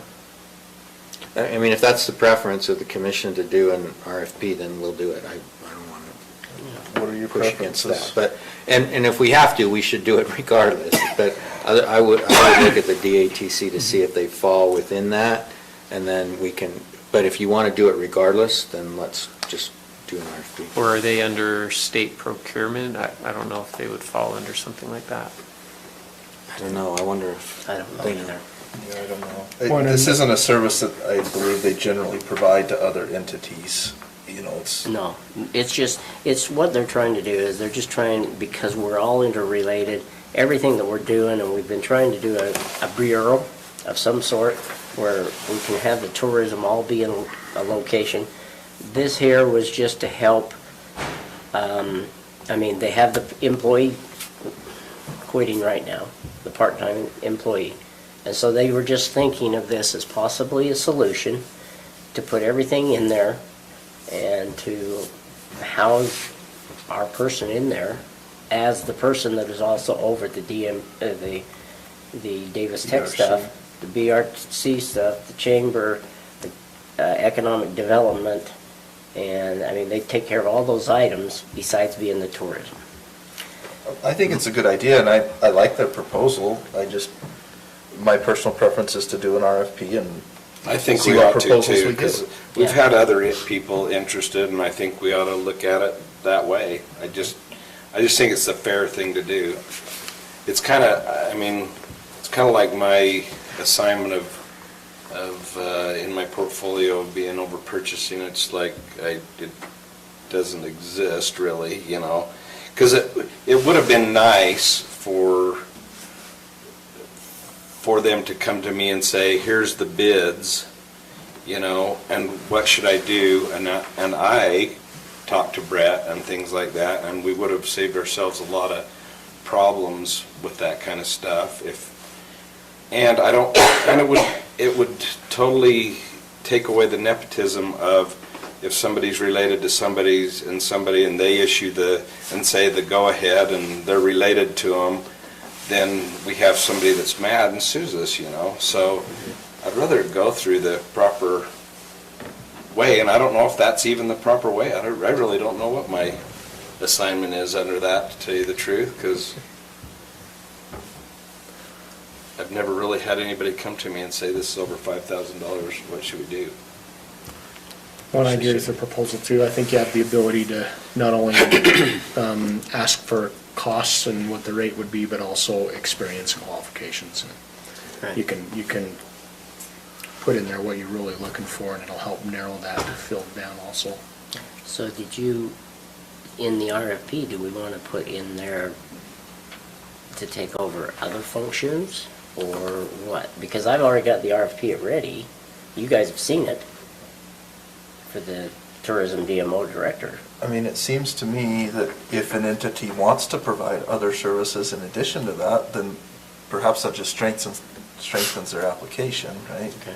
Because that, essentially, this proposal would offer more services than what we would have asked for in an RFP. Right. At a bigger cost. Yeah, and maybe that's worth it, maybe it's not, but we can weigh that out, right, and Yeah. talk about it. So I'm up to doing. So how long does it post? It would post for 2 weeks, which 2 means days. we will be without. Well, I don't know that we're required to do it for 2 weeks. No, but I think we ought to give it 2 weeks. To give Or folks a at chance. least a week. The minimum I've ever done a proposal is 2 weeks. It gives Yeah. people enough time to respond Yeah, in correctly. case put they're on everything in that they vacation. need to. Does that give us enough time to get back prior to our next meeting? I guess it doesn't. No, it does not. We can have it due And they've on got the- some onboarding issues themselves, but we'll just have to work our way through that. Okay. Yeah. Okay. All right. If that's what you guys want, that's what we ought to do then. And on an RFP, what do we do? So we're doing an RFP for just a DMO though? DMO tourism director. Tourism director. Okay, Tourism director. all right. Director or entity, well, that's what it is. It's going to be the director, and it could be an entity or an individual. Correct. Where with the DATC one, you can't, it would be one person.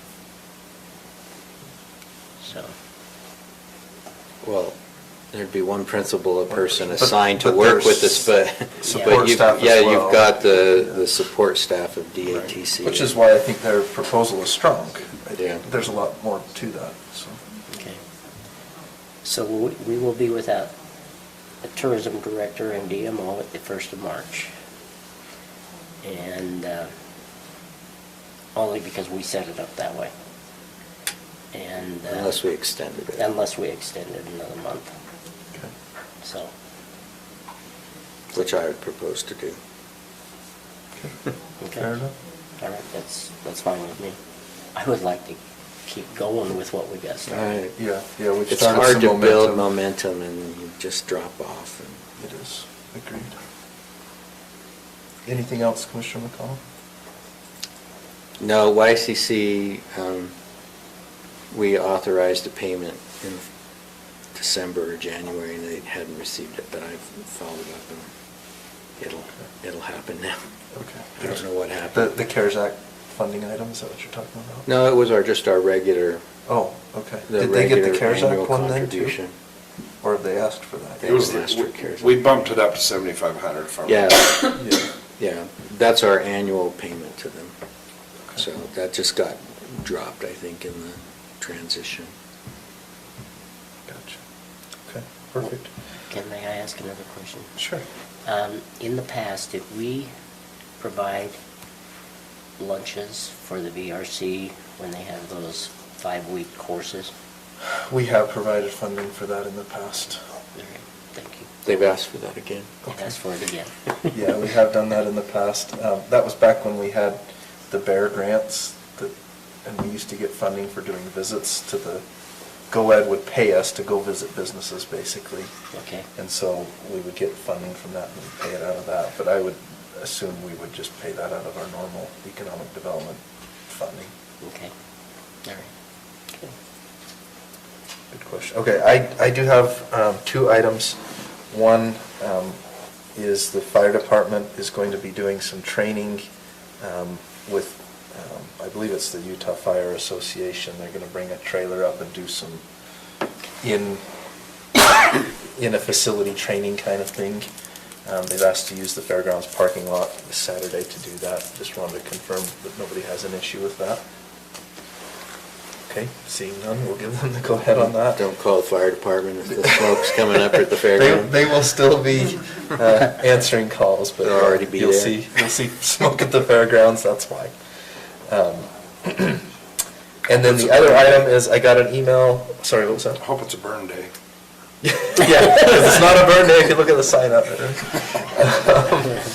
I got an email today from Jack at All West, and you may recall they asked us to support them in a grant to the state for funding to do The Croydon area. internet in the Croydon area.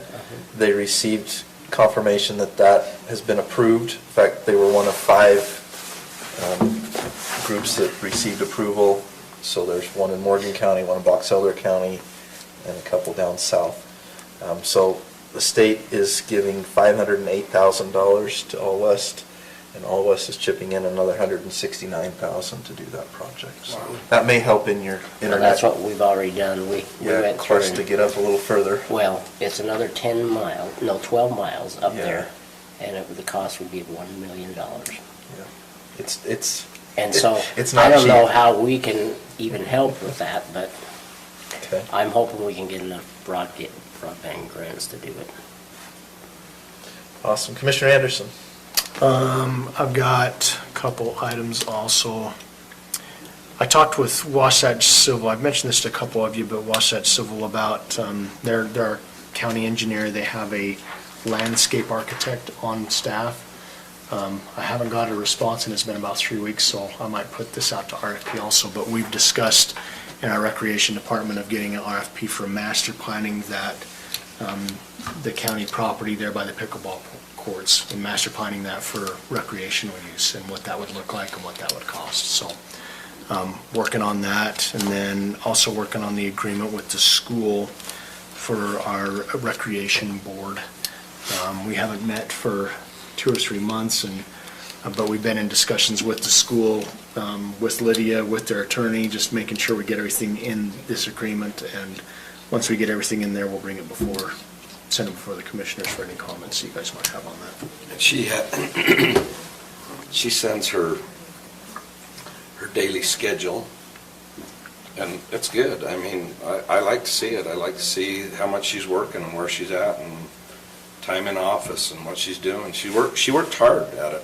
She puts in a lot of hours. Great. Sounds like she's done a lot of great things for recreation. Yep. That's all I've got. Mr. Wilson. Fair Board met the first time. The feeling there is just like so much better than last year. I mean, it was just like lots of tension at the first last year, wasn't it? It was. I think they had a great experience with the fair last year. Everybody's back on board that did it last year. John Cannon's going to do the rodeo again and has some other ideas, and I think it was a great fit for them, and working with that contract that we had, and so they're hard at it. We got 2 more bids to get, and they've been asked, but haven't received them back yet. So What was the poker thing on the that happened? pavilion. What's that called? You guys might have Ball remembered. poker, Called the bull poker? Bull poker? Yeah, This year, it's just one commissioner that wasn't there last year. He's going to be this solo poker. With their red outfit? There are better places to sit than others. I'll sit on the outside this time for you. I wasn't worried about him charging me, but I was worrying about him poking my eye out. That stupid horn while he's trying to get his food, you know. he's pretty excited about his food. One other thing, so are you finished? Yeah, I know. We had that request from Mountain Green Sewer District. I don't know what additional funding we have or would want to discuss. I think that's something we ought to discuss to see if we want to do some more to assist with that. That's a big project. Yeah, It's a lot of money. So we had originally talked about up to $300,000, And then when they applied for that grant, we said, we'll do 100,000 in matching, which they put into the grant. We could certainly come back and discuss about a couple 100,000 more if that's something you guys want to do. We probably ought to put it on our next agenda. Do we have the available funding for that? We don't at this moment, but we will when we get the new funding.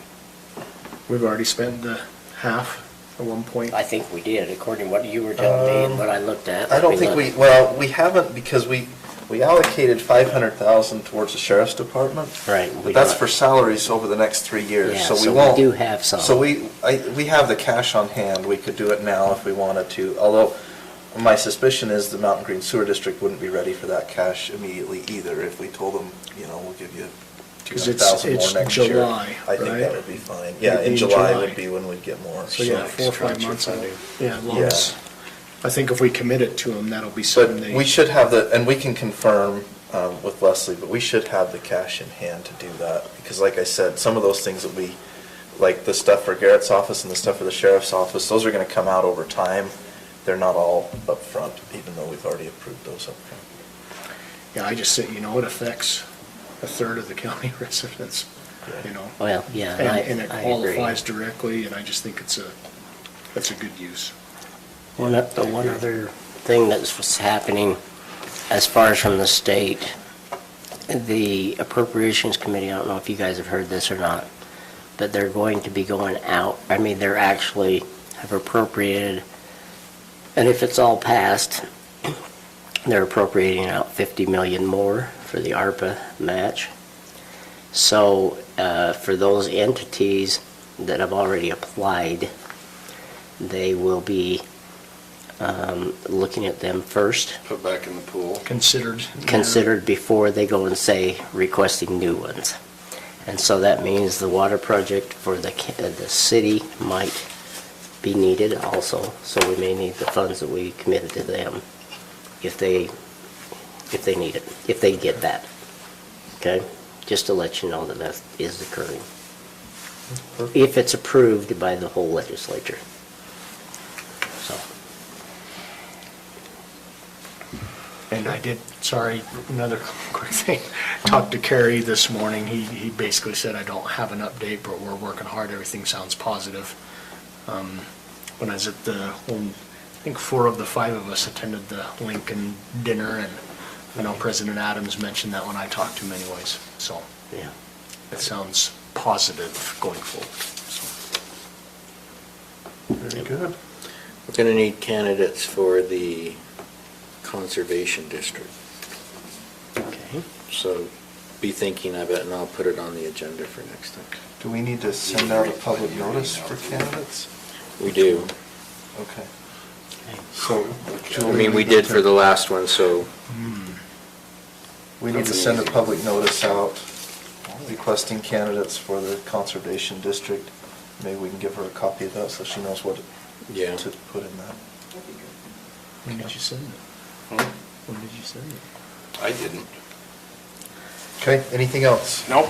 No. Okay, we'll look for a motion. I move that we adjourn. Second. We have a motion to adjourn and a second. All those in favor? Aye. Aye. Meeting adjourned. Thank you.